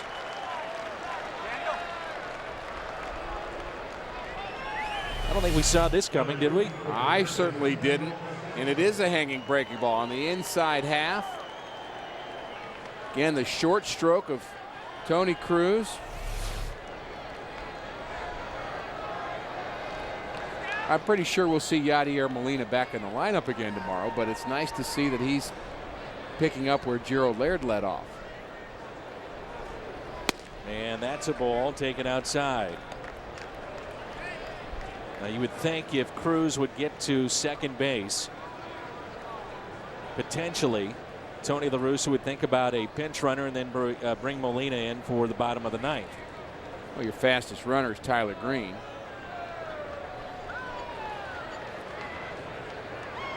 The 1-0 pitch. Descalso again gets the bunt down. Bell to second and out. They get the lead man. Cardinals have been bunting bullets tonight. John Jay tried to bunt for a hit. Hit the ball all the way to the first baseman. Descalso hit one hard in the last at bat, and this one too hard back to Heath Bell. Descalso's been pretty good though with the sacrifice bunt all year.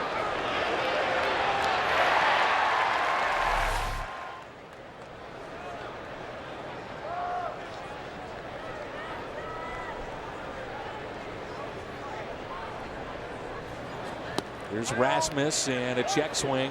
He went. Jim Joyce with that call.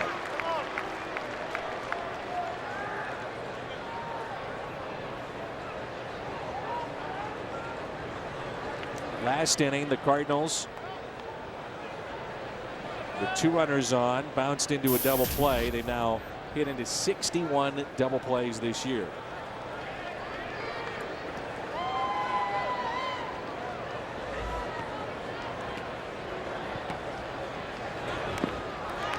Strike 2 on Colby. Rasmus came up in the 7th inning and grounded out to first.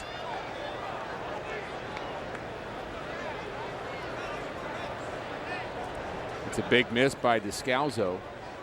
He's had 6 successful sacrifice bunts. Only Nate McLouth for the Braves has more in the National League, but not able to move Tony Cruz to second.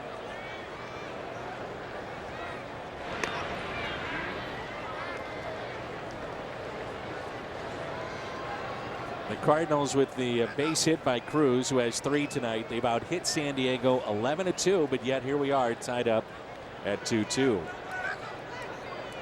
It's the only column that really matters. Taken outside. Now you wonder if you're Bud Black and you have a situation tomorrow, can you go 3 days in a row with Heath Bell? Depends on how much he throws tonight and how difficult this inning is here. I would say you'd want to shorten his appearance tomorrow. But maybe a batter or 2, if at all. Taken high, 2-2.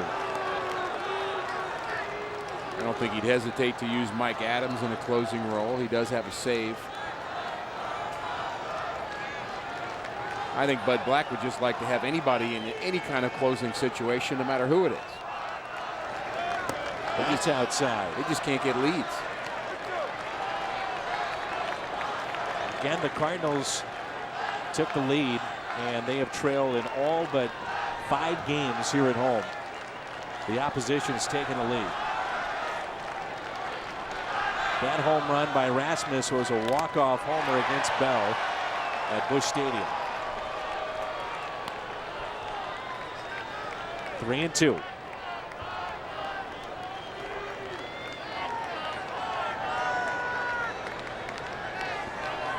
The Cardinals are trying to go to 10 games above 500 here tonight. And continue what's been a very good start to this road trip. 3-1 after winning 2 of 3 in Kansas City. Rasmus, the check swing and a foul.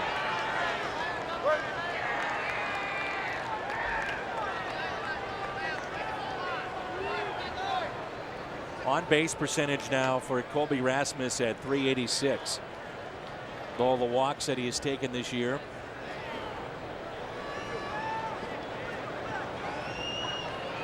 Descalso already has a stolen base. Another 3-2 count. Will he go here?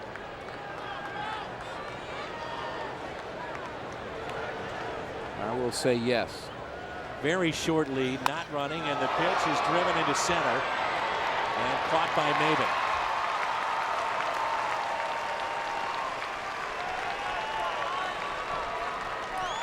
It brings in Terrio, who tied the game up with a ground out back in the 7th inning. That RBI was his 18th of the year.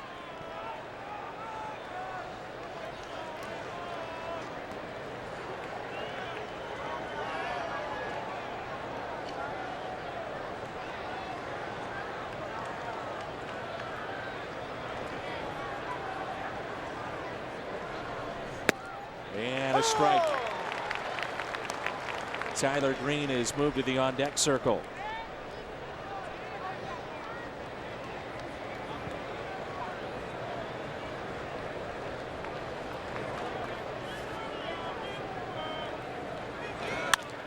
Little bouncer back to Bell. He's got it.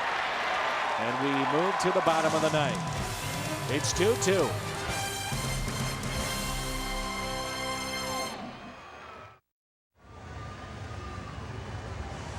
Our Budweiser player of the game, Tony Cruz, 3 hits in his major league debut. Budweiser player of the game. Well, the road home split. Padres at home, 8-19. Last in the National League. Cardinals on the road, very good at 15-11. Tony La Russa has made a move to bring in Miguel Batista in a 2-2 ball game here in the bottom of the 9th. And also into the game, shortstop Tyler Green. Batista's going to bat in the 2nd spot, according to the scoreboard here. Tyler Green takes over for Terrio.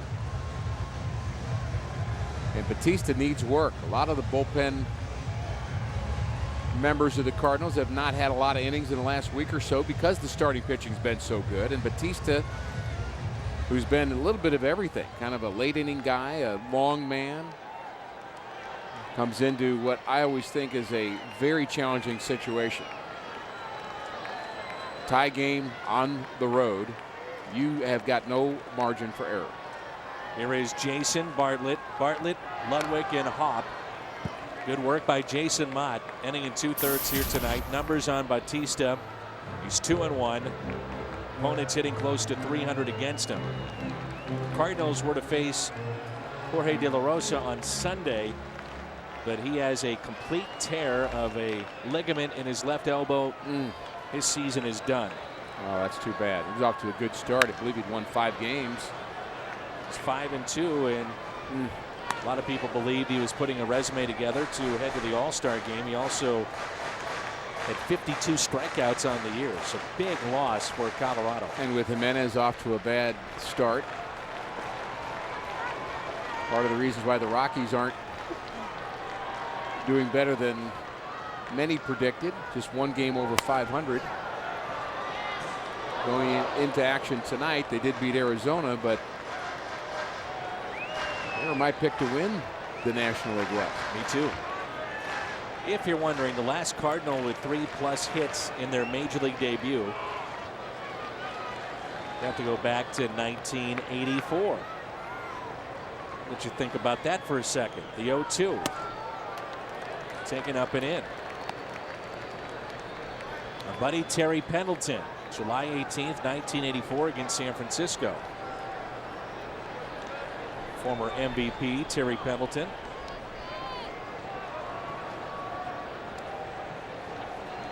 The 1-2 pitch to Bartlett. Up and in.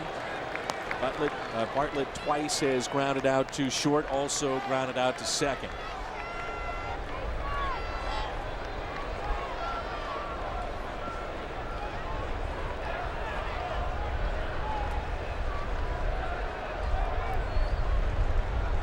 Outfield deep and straight away.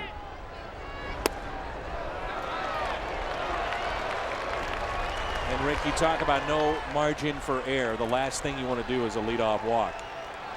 Like pretty good location there. It must have been a bit low.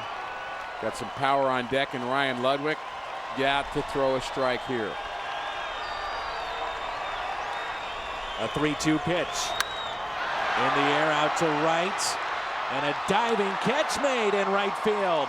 Alan Craig comes up with it. That is a gutsy play. If that would somehow get by him, this game might be over. This is not a guy that is the most confident defensive player. He's been told his whole career that he's not a very good defender. He can hit a little bit, but where can we play you? And he looked pretty comfortable diving for that ball. Was a gutsy play. Looked like he might have landed on his gut too. Looks like the wind got knocked out of Alan Craig, but a big play by the Cardinal right fielder.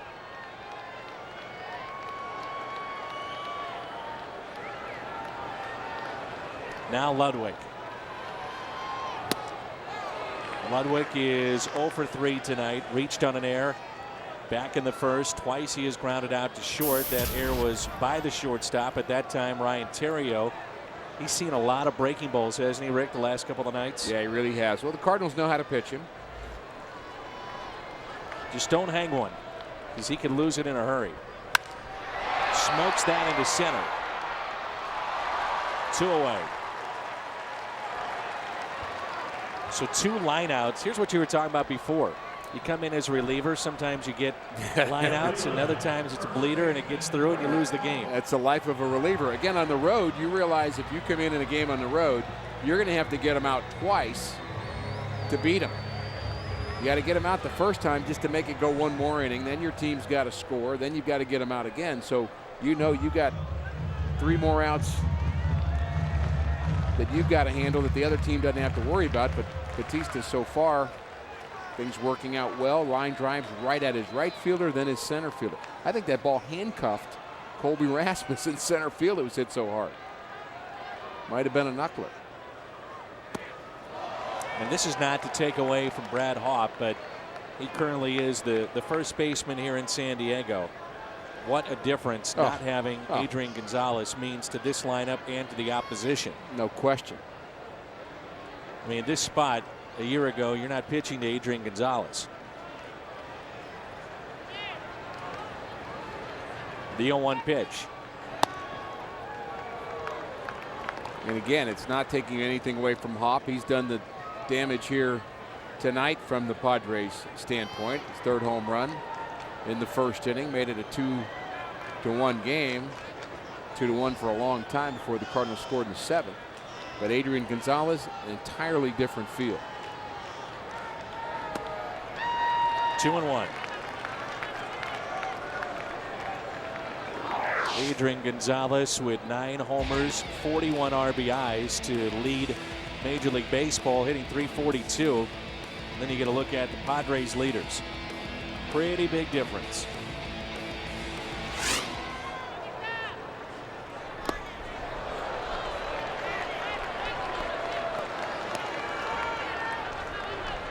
Three and 1.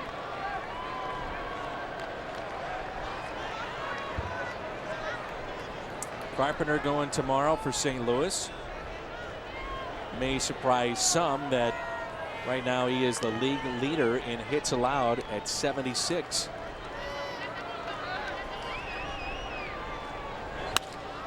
Hit out of play.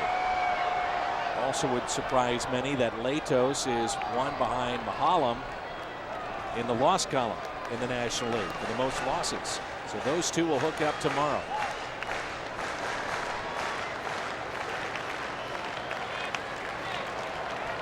Batista trying to continue what Miller and Mott started out of the Cardinal bullpen. Successful couple of innings. He's trying to close out this inning by getting Brad Hawpe. Jason Mott was particularly good, Dan. An inning and 2/3, 3 strikeouts, and we saw that fastball that we saw early in the career of Jason Mott that got everybody excited about maybe him being one of the next top closers in the game, and maybe that still could happen. Rested. He came in rested and ready to go.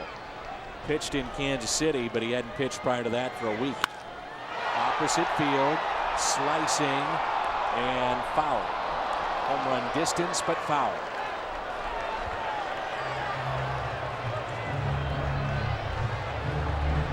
Good buddy Al Raboski was working late last night in St. Louis. got up early to go to the Able Senior Citizen Center in Rolla, Missouri this morning, and I know he wants extra innings here tonight. He wouldn't mind staying up late in the studio. Boundless energy.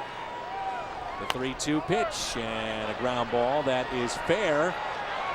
Pop thought it was foul, goes over the bag, and a fair ball. So Bautista, a scoreless frame.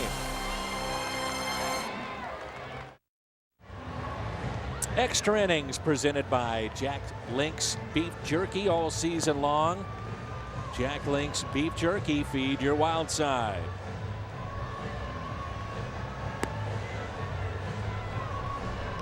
Cardinals 2-3 in extra innings. The Padres 3-5. Cardinals have out-hit the Padres 11-2.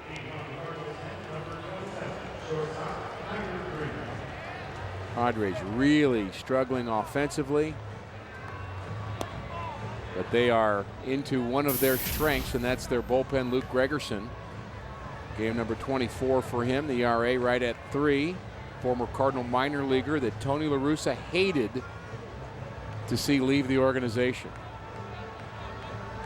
Had him pitching in a spring training game, and he said, boy, that guy's good, but I'm afraid he's going to be the player to be named later in the Khalil Green deal. And he was one of the players they left unprotected. They gave him an option, the Padres, of taking one of a few different guys, and they chose Luke Gregerson, and he's had a nice career in the bullpen. Tyler Green, his first at bat. Tyler Green, the 2-2 game. First pitch taken for a strike.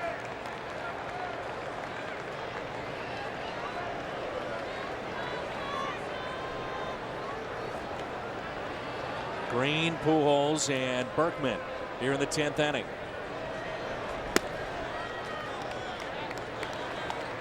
One ball, one strike.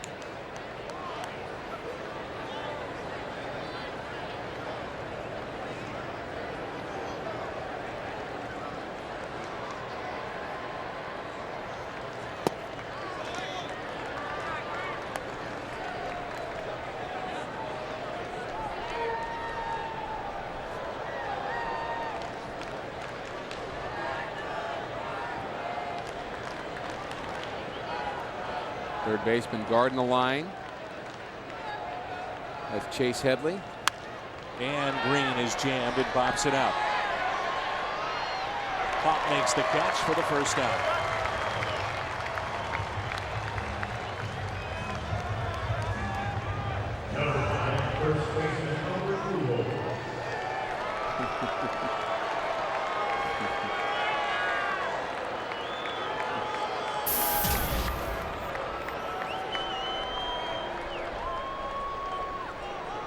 Pujols tonight is lined out. He is singled.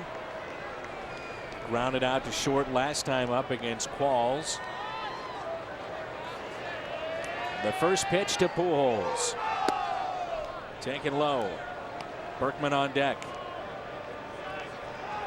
And again, we don't expect Holiday to play tomorrow. You get the off day on Thursday. And hopefully rested, and the leg feels good enough to play Friday night.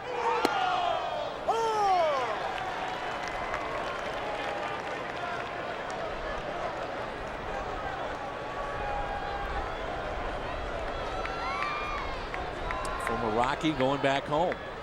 The 1-1 pitch. One of the things that makes Gregerson tough, there's a look at former Rocky. Be happy to be back in the lineup. I think Gregerson's arm angle was what makes him so nasty. He's got that little 3/4 delivery. Good slider. Pujols, a high fly ball. Deep left, that'll stay in the ballpark, and Ludwig makes the catch.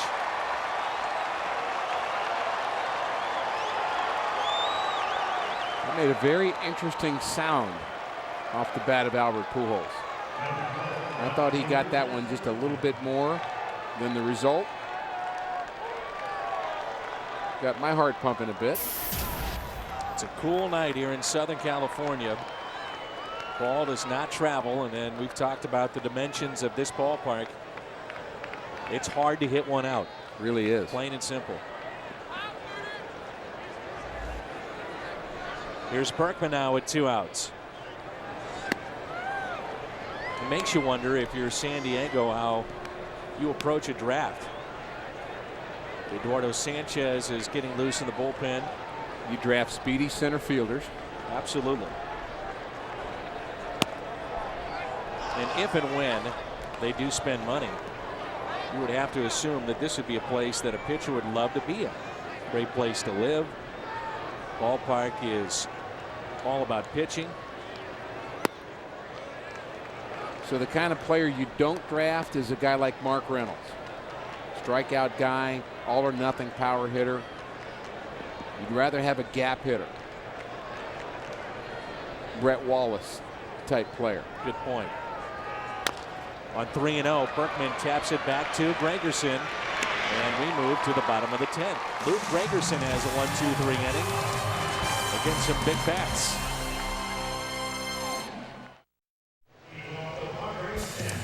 Yeah, if you're just joining us, this is how we got here for extra innings. First inning off the bat of Berkman, that was ruled a base hit. John Jay would score after an error by Ryan Theriot. Brad Hopp, inning was extended. He made the Cardinals pay with a home run to make it 2-1. In the 7th inning, Ryan Theriot just puts the ball in play, run scores, and it's 2-2. The Padres have a total of 2, count them, 2 hits tonight. And runners left on, Cardinals 8, San Diego 2. And Miguel Bautista in his 2nd inning of work.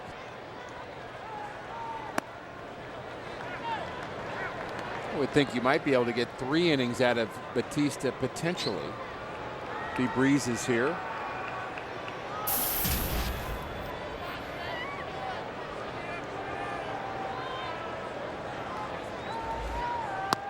The pitch is taken low by Chase Headley, who is 1-for-3. I really think the Padres have your classic long reliever type. They're more of a inning at a time bullpen, and they're all good. But Bautista may be able to eat up a few innings here if this game goes deeper. High pitch count won't help. 3-0 to Headley. I would guess he is not swinging here.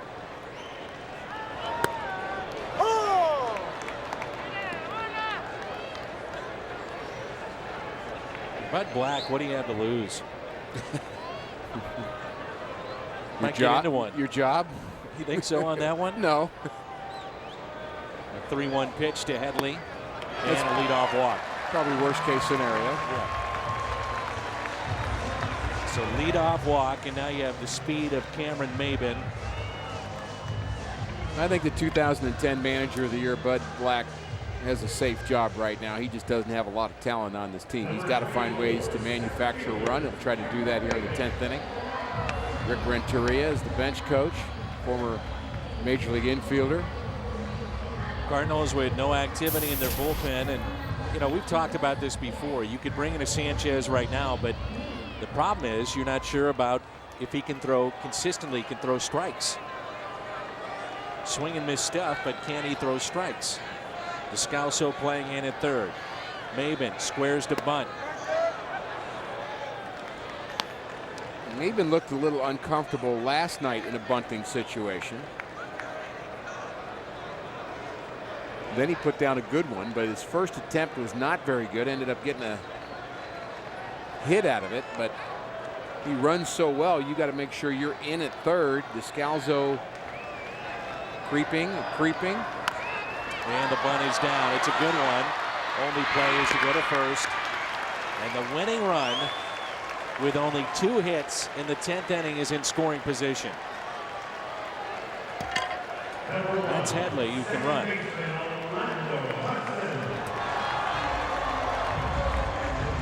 Hudson does not have a lot of power at the plate. You've got to bring your outfielders into a place where you've got a shot at throwing out Headley at the plate. Berkman, the arm in left. Rasmus, the better arm in center. He's playing shallow. And Alan Craig, who made a nice play in the 9th inning in right field. Aaron Harang staying for the whole game. I like it when starting pitchers do that. Ice your arm, do what you need to do, come back out. Game's not over yet.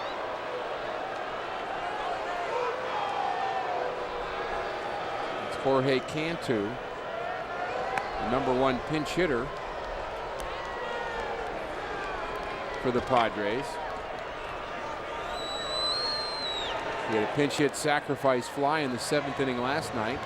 And Ricky is 4 for 17 as a pinch hitter with 2 RBIs.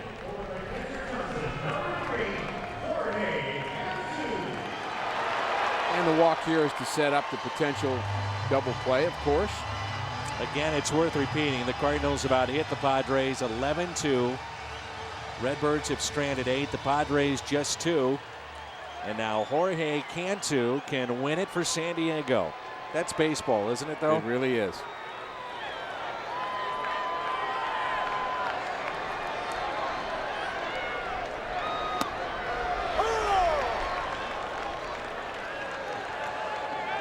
Seven for 10. Cantu against Batista.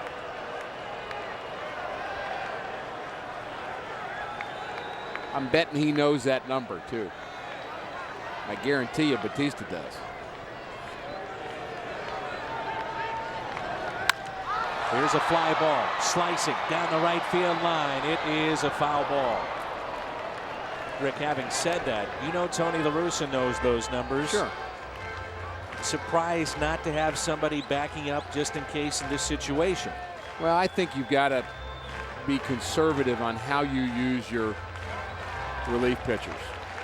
You know, if this game goes longer, you don't want to just on one matchup blow an extra reliever. I mean, you've got to maybe have 15, 16 innings that you've got to plan for. You've got to roll the dice with Batista here. I'm okay with this matchup, even though he hasn't been good in his career against Cantu. And then sometimes the player Denio Gonzalez had 4 hits against me in one game. He's 4 for 6 in his career, big league or something like that. He couldn't hit me to save his life, but I threw 4 bad pitches to him on one day, and so those numbers may mean something. They may not. A 1-2 pitch, spoiled. The Padres need a base hit and a win in the worst way, just to kind of relieve the pressure. They were swept over the weekend by Seattle here at home. It's been well documented here locally. Their struggles offensively, playing at this ballpark. A little tight right now. Top 2 teams in the National League at turning double plays coming into this game were the San Diego Padres with 48 and the St. Louis Cardinals with 48. Double plays turned defensively. Cardinals need one here. Cantu came up back in 2004 with Tampa Bay. He has been with Cincinnati, Florida, and Texas. Citizen of both the United States and Mexico. He was born in Texas, moved to Mexico when he was 1 week old, and stayed there until he signed his first pro contract at the age of 16. He has a chance to be a hero here tonight.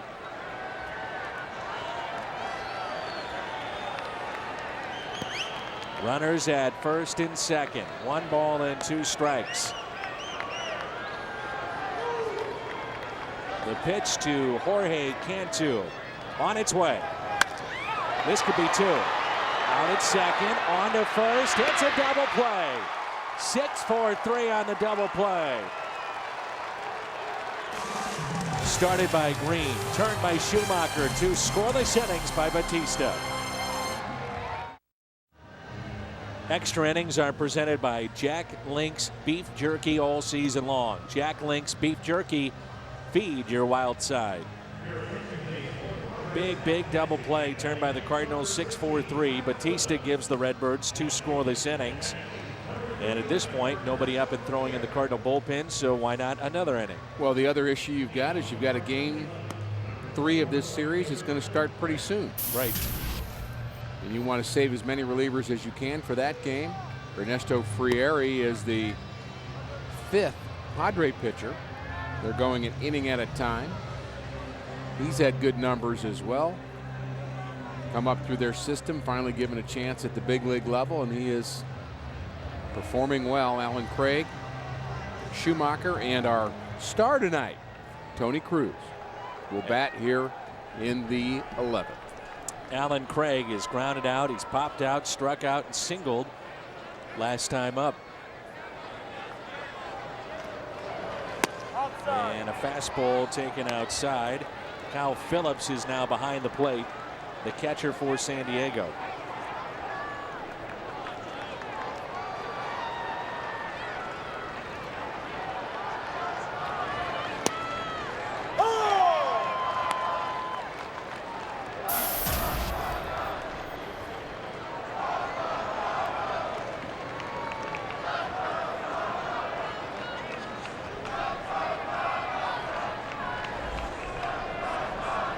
Watch out.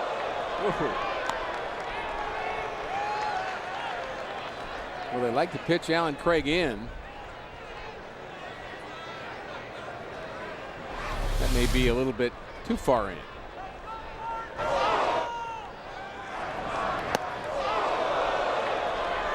That side view really shows you how quick a reaction time you've got to have at the plate. And now it is 3-1.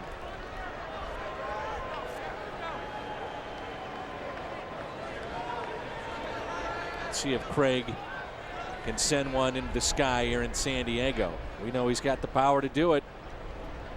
The 3-1 pitch, and it's a leadoff walk.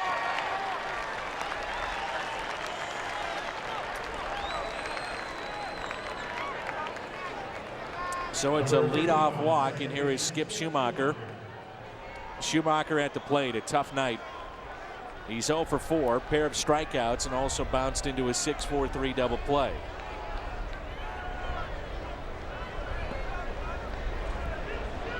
Third baseman is in, anticipating a bunt here. Almost to the backstop.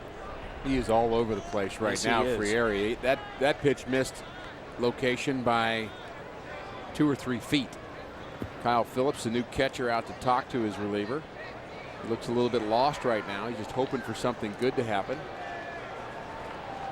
You know, it's never good after 6 pitches when your teammates in the bullpen start to stretch as quickly as they can. They know what's going on. And when every infielder comes to the mound to say something to you.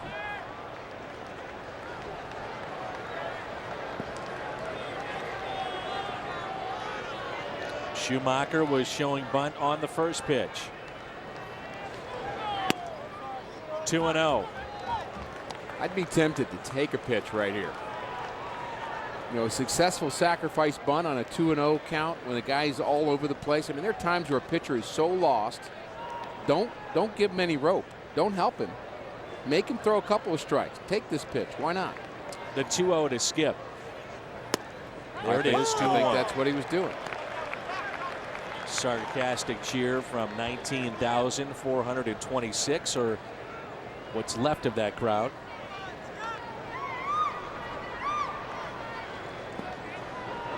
And 19,000 number may have been a little generous to begin with. The 2-1 pitch to Skip. Here it comes. 3-1. Our buddy Mr. Cruz is on deck. The old sarcastic cheer is not the most welcome thing for a player to hear at their home ballpark. I'll say that. Take another strike here. No, I wouldn't do it here, but I think Skip Schumacher has to be selective. I think he has to pick a small zone in the middle of the plate. If it's not in that zone, don't swing. It's really always the 3-1 approach, but when the pitcher is struggling, make that zone a little smaller.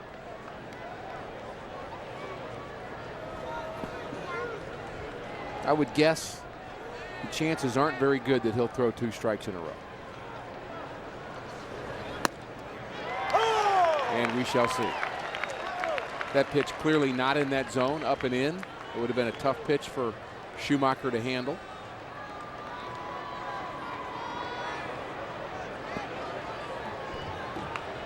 Now do you send Alan Craig? I would say yes. Me too. There he goes. Got a good jump. Swing and a miss. Throw down to second. And in there safely. Very good jump by Craig. Well, he's 3 for 3 now, 4 for 4 in stolen bases, and there's that good jump. He stayed low on his first movement. He looked in like you're supposed to, because it's not really a straight steal. He's got to find out what happens at the plate. And Frieri defies all odds by throwing 2 straight strikes to Schumacher to retire him. Tough night for Skip. 3 strikeouts. That rarely happens for him. That tells you that his timing just isn't quite right. Exactly right. Well, Tony Cruz in his major league debut is 3 for 4.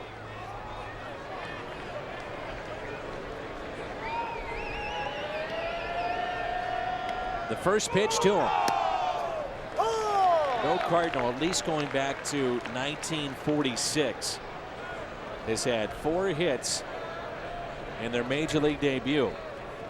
Cruz singled in the 2nd inning. He grounded out to second. Next time up, he doubled in the 7th and singled in the 9th. 0-1 pitch. Make it 0-2. Cruz grew up in Palm Beach County, Florida, was a 26th round selection. And now he's in the big leagues. Batting .750 in extra innings in San Diego. Life's pretty good. And a swing and a miss. But look who's coming up.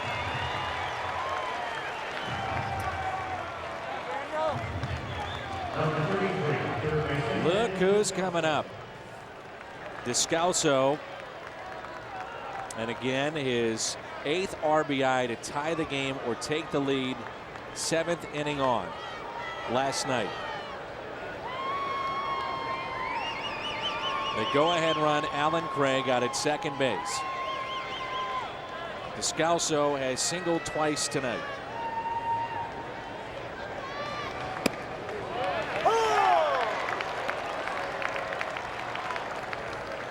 Outside of the big 3, I'm not sure you want anybody else up there than this guy, the way that he has performed late innings. Might say Yadier Molina, but I think Descalso would be a good choice. 1 ball, 1 strike. 6 for his last 13.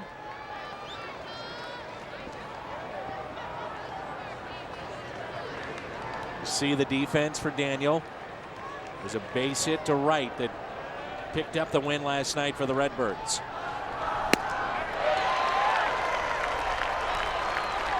Frieri, after the walk, is struck out 2 in a row, and now Descalso is in the hole. 1 ball, then 2 strikes. Last pitch at 94. For San Diego, they'll have the catcher Phillips due up, and then the top of their lineup. Will it be 2-2?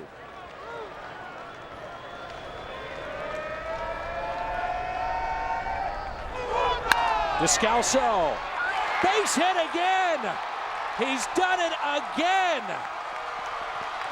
You've got to be kidding me with this guy. Daniel Descalso, 2 nights in a row.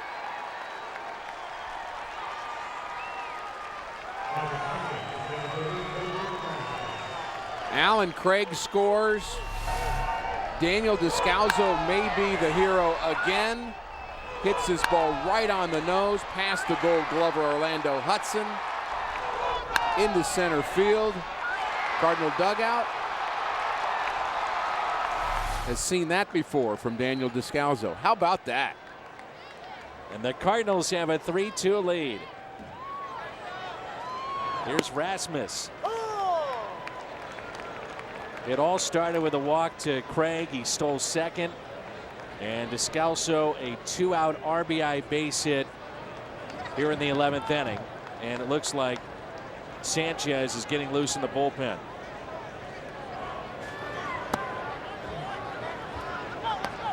Well, Orlando Hudson did everything he could to try to knock this down and make sure it didn't get into center. Oh, that's a Gold Glover. So close. Yeah, so close. That ball hit on the nose. High in the air, right field.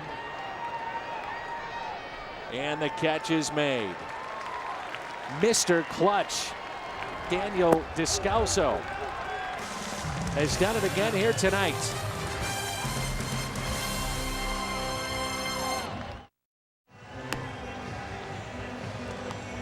Well, they'll turn it over to Eduardo Sanchez. Salas has been awfully busy lately, Rick, so now you go with Sanchez, and it's good that he starts the inning clean and no walks. That's what you're concerned about with this right-hander. Great stuff, but make sure he doesn't walk anybody. Great stuff. He should be well rested, and you want him coming out just attacking hitters. He has the great slider and that electric fastball, and as you mentioned, Fernando Salas, a lot of Cardinal fans would like to see him in this game right now, as good as he's been, but he's saved 4 out of the last 5 games that the Cardinals have played, and that's a lot of work for Salas, and I would assume he's not available. And Sanchez, not a bad choice B. We're seeing some pretty big guts from this guy right here. Oh, it's so much fun to watch him play. Wow. Big hits, big plays defensively. Still 3 more outs to get, but this would be a big win here in San Diego. The Cardinals would win the series if they win this game, at least. They would go to 4-1 on the road. They would stay 3.5 ahead of Cincinnati. All kinds of good news if Sanchez can close this out. And Rick, they've done it against one of the best bullpens in the National League 2 consecutive nights. If they can close it out, that's a strike. That's what I was hoping you'd say after his first pitch. That's a strike. That first pitch strike is big. Oh, especially for him. Yeah.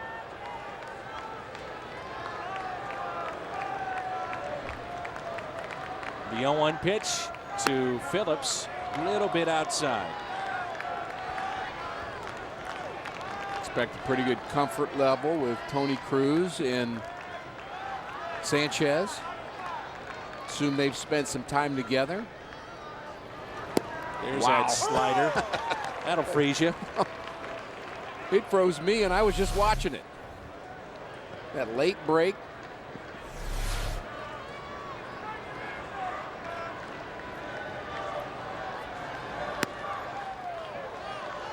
Tried to overthrow that pitch.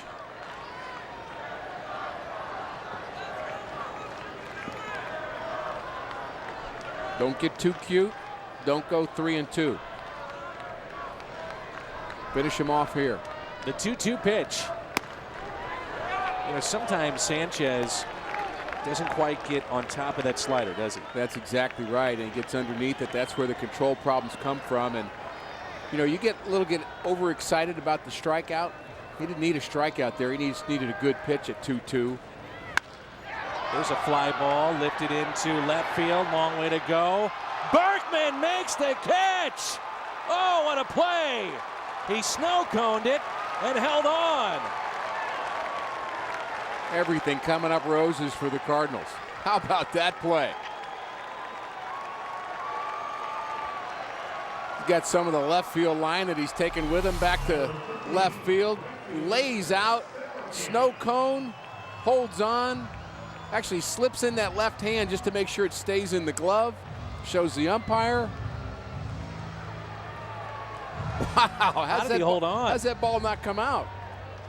What a big play. He's got some strong fingers, doesn't he? That is a big, big play. Oh, wow. And remember, he's a guy dealing with a bad wrist. This is popped up. Cruz near the dugout and out of play.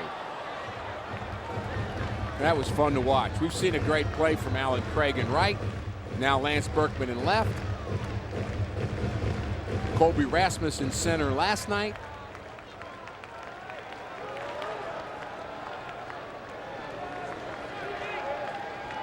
Two outs away.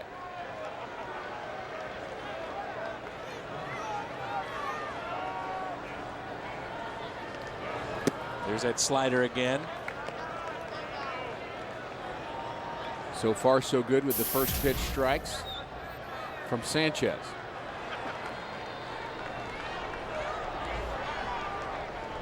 The 1-1 pitch.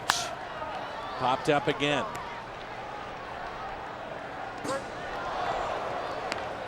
You know, the Padres, if they're not able to pull this out, might go home and say, hey, we battled the Cardinals. 11 innings, close game. On the other hand, they're going to say we had 2 hits in 11 innings. Right. That's the one that's going to be hard to swallow if Sanchez can finish him off. The 1-2 pitch to DeNorfia. Here it comes. Got him. A slider again. Strikeout for Sanchez. Sanchez came into the ball game 18 innings, 12 walks, but 25 now make it 26 strikeouts already. I still say I hope he does not fall in love with the strikeout total. I mean, we can say that and be excited about it, and I am. It shows he's got electric stuff. But you don't have to strike everybody out. Get ahead, finish them off. Strikeouts will come. And that pitch is taken outside by Jason Bartlett. What a play by Berkman in left. Descalso again coming through. Second consecutive night, but that's developing as a story this year. And so is Sanchez. 1-0 pitch to Bartlett. 1 ball, 1 strike. I think the real story of this Cardinal team is the way players have stepped up after injuries and ineffectiveness at certain positions. They've stepped up and got the job done. Descalso, Sanchez, Salas, Alan Craig, John Jay. 1-2. Tony Cruz. And the Cardinal fans here in Southern California on their feet. Is this a home game? Feels like it. It's as loud as it's been all night. 1 ball and 2 strikes. The next by Sanchez on its way. Popped up into right. This should do it. And the Cardinals have taken the first 2 of this series. Descalso, game-winning hit. The RBI. Lance Berkman with an outstanding catch in left field. One of the finest plays we've seen him make so far wearing a Cardinal uniform. Great game in many respects. You win a game in extra innings on the road. Hard to do. All smiles. Tony Cruz, outstanding major league debut. Caught a hard 11 and managed to get his first 3 big league hits all in 1 shot. So the big Puma in left somehow, some way, held on to that baseball. A little smile on his face, too. Descalso, game-winning hit. The RBI to drive in Alan Craig with 2 outs. Daniel Descalso, Mr. Clutch. The bench sensing possibly 10 games over 500. They're there, 30-20. Post-game coming up. Cardinals win it in 11 innings, 3-2 the final. Al Roboski and I are here to break this one down. And Al, the Cardinals got some good pitching, a little defense, and a little touch of Daniel Descalso. Well, I was all upset with Tony earlier, with the 9th inning. If he would have had Descalso hit away and not bunt, we'd already be home. But it wasn't the case, so it had to be a little more drama, and Daniel does come through again. Great win for the Cardinals. Unbelievable. More from Al coming up, plus the Red Hot Redbirds took Game 1 from the Padres in dramatic fashion last night. Could the NL's best road team make it 2 straight in sunny California? They sent Kyle McClellan to the mound against familiar foe Aaron Harang. The 2 certainly pitched well. We'll break down the pitching matchup, and we'll take you back to Cali for player reaction and a late-night edition of Tony TV. Happy 70th birthday, Bob Dylan. Oh, these times, they are a-changin', but Missouri Lottery Cardinals Live is as good as ever, and it's coming up next.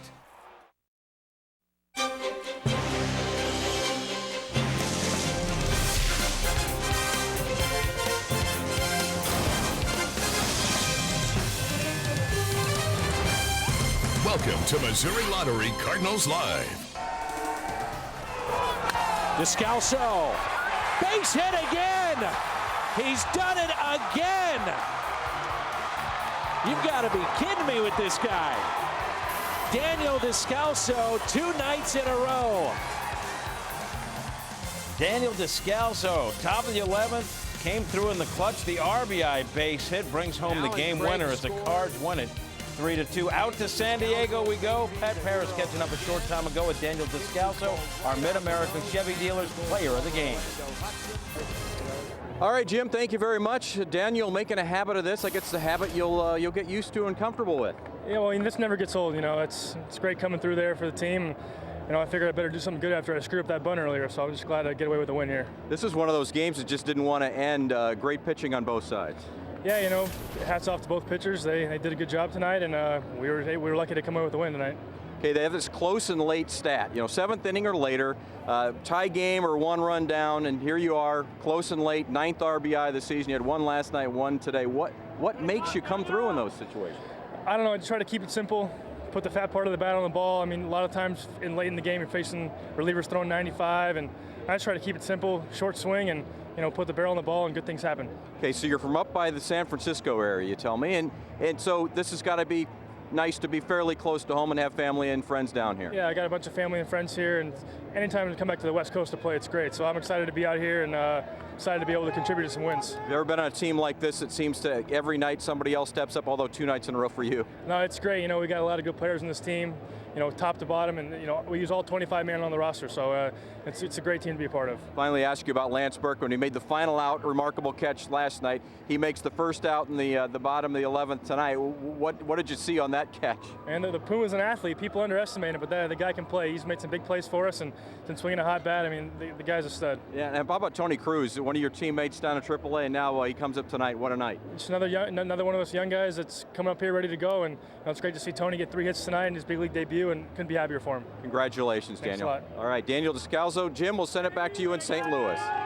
Thanks, Pat. Hello and welcome inside our Fox Sports Midwest studios in St. Louis for another late night edition of Missouri Lottery Cardinals Live alongside the Mad Hungarian Al Roboski. I'm Jim Hayes. Coming up, we'll break down this ball game, one which the Cardinals won in extra innings. We'll also look at the pitching matchup and tell you how Kyle McClellan's been. But Al, first, your thoughts on a ball game that we didn't get a lot of offense from San Diego, but we haven't seen much of that this season from San Diego. Well, a great ball game now that Cardinals win. There was only 6 base runners for San Diego. There were 2 hits, 3 walks, and an error, and both runs were unearned. So it was a real good ball game. The one thing Descalso said, that everyone is contributing. That builds a lot of camaraderie. That makes it for a really happy clubhouse. And this reminder, we want you to tweet at us on that thing they call the Twitter. You can find us at FS Midwest. Tweet us your Cardinals questions or comments, and we'll respond to some of them throughout the program. All right, let's get back to San Diego, get a view from the booth. Dan McLaughlin, Ricky Horton rejoin us with some final thoughts on a great ball game for the Cardinals. And Dan, you said it, that Daniel Descalso guy, you got to be kidding me.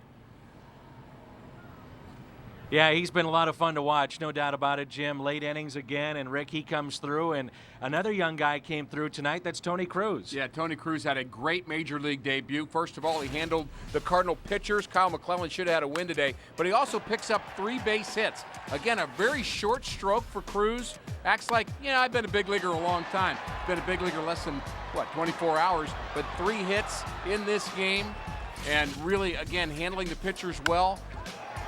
Gets his first Major League extra base hit. This is a day he will remember, obviously, for the rest of his life. Coming up later in the show, Hungo and Jim will take a look at Chris Carpenter, his start tomorrow. Let's send it back to you. All right, guys, we look forward to that. Thank you very much. The highlights from this ball game that the Cardinals win in San Diego. It doesn't take long for the Cards to jump on top. Lance Berkman in the first. As there it is. I knew we'd get it. Kick that machine. And there's Berkman, hits one to the right side. Brett Hopp makes the diving stop, but flips it over the head of Aaron Harang. It's tough to do because Harang is huge. Throw overhand. 1-0. The bottom of the inning, Hopp makes amends for his mistake. After a 2-out error by Ryan Theriot, Hopp crushes McClellan's off-speed pitch. And that thing is gone. McClellan pitched well, just made a mistake there. Yeah, it looked like it may be a changeup. They got a little bit too elevated. You still got to hit it, and he hit it to the deep part of the field. But Kyle was brilliant getting ground ball after ground ball. Yeah, the right-hander retires 16 of the final 17 batters he faces overall. Goes 6 innings, allows just the 2 unearned runs. Gets the no decision, failing to become the first 7-game winner in the National League. Kyle McClellan, very, very strong tonight. Didn't get a lot of offensive support. Then later on, we see play at first as Terrio RBI. Scores. Yeah, Ryan Terrio gets the base hit. And then bottom 10, 2 on for San Diego. Jorge Cantu hits into the 6-4-3 double play. The Cards get out of a jam there. We move to the top of the 11th. Alan Craig is at second. Time for a hero, and who else would it be? Q. Daniel Descalso. Boy, time and time again, this guy gets the big hit. And he hits it through a Gold Glove second baseman, Orlando Hudson. So really, as he said, keep it simple. Just try and make solid contacts. He drives in another run late, another game winner, and then Sanchez closes out. How about this play to lead off the bottom of the inning? I don't know how Berkman holds on to that. The snow cone, but then when he made contact with the ground, watch this. He never gets that left hand there, and somehow with that ball out on the fingertips, he's able to hold in the glove. And Sanchez likes what he sees because Sanchez able to close it out, and the Cardinals close out a 3-2 win in 11 innings. Just the 2 hits for San Diego. Again, Kyle McClellan outstanding. No earned runs, just 2 runs, but no earned runs in this one. 6 solid innings. Berkman a couple of hits. Descalso just keeps on doing it. And the Cardinals pick up another win. They can go for the sweep tomorrow in San Diego. Well, they're leading the National League in wins on the road. That is real key. Can you win those games on the road? And they're also 10 games over 500. Tony likes to go in increments of 5. So now you're 10 games over. Your next goal is 15. How about Daniel Descalso? 3 consecutive multi-hit games. You look at the batting average. At some point tonight, he was hitting 220, but that's not. It's now he's up to 239. But you take all the big base hits he has. Seems like he's a 350 hitter. If he's hitting 330, he's hitting a $150 up until the 7th inning, and then the 7th inning comes along and he starts coming alive. Here was last night, the game-winning hit, scoring Schumacher. You know, and then to do it again tonight, he makes his teammates just that bench. But everyone's getting a chance to contribute. Here again, after he failed to get a bunt down in the 9th inning, he comes through with another game winner. And you just see what he has done late in games and the ability to drive in runs. I think he only has 1 RBI that has not come with late in the ball game. You like the nickname Double D. I kind of like close and late because he's got 9 of those RBIs. And I've never really paid attention to that stat until this run that Descalso's on, and now we hear it pretty much on a daily basis. Close and late RBIs. He's got 9, tied for the National League lead. Kind of remarkable, almost overshadowing the fact that he's also played flawless defense at third base, where he's not really used to playing. That's right. You know, I mean, he's been a second baseman basically all his career in professional baseball. And we saw him a little bit last year at third base. You know, you weren't really overly impressed. He had that real good game against Pittsburgh. But this season, boy, he has just come alive late in ball games. And if you're going to do it early or late, I'll take the late. We showed a couple of good defensive plays. Colby had one last night, but we've also had some bad defensive plays. The thing is, it hasn't really cost the Cardinals, certainly in some games, but overall, the Cardinals now 10 games over 500. So, and I know it's been mentioned before, you don't have Wainwright. Pujols isn't hitting the way Pujols normally does. And defensively, things have been a bit shaky. And here the Cardinals are surging right now at 10 games over 500. And building a lot of chemistry. You just can't emphasize it. At one time, talent won. Today, I think chemistry is so important, the camaraderie between these guys. So many young players in this ball club right now, they're getting a chance to contribute, and they're coming through. Last night, Tony La Russa was giddy after a Cardinals victory. I wonder if he's giddy tonight. We're about to find out. He looks pretty giddy right there. Tony TV is straight ahead. Cards win in San Diego.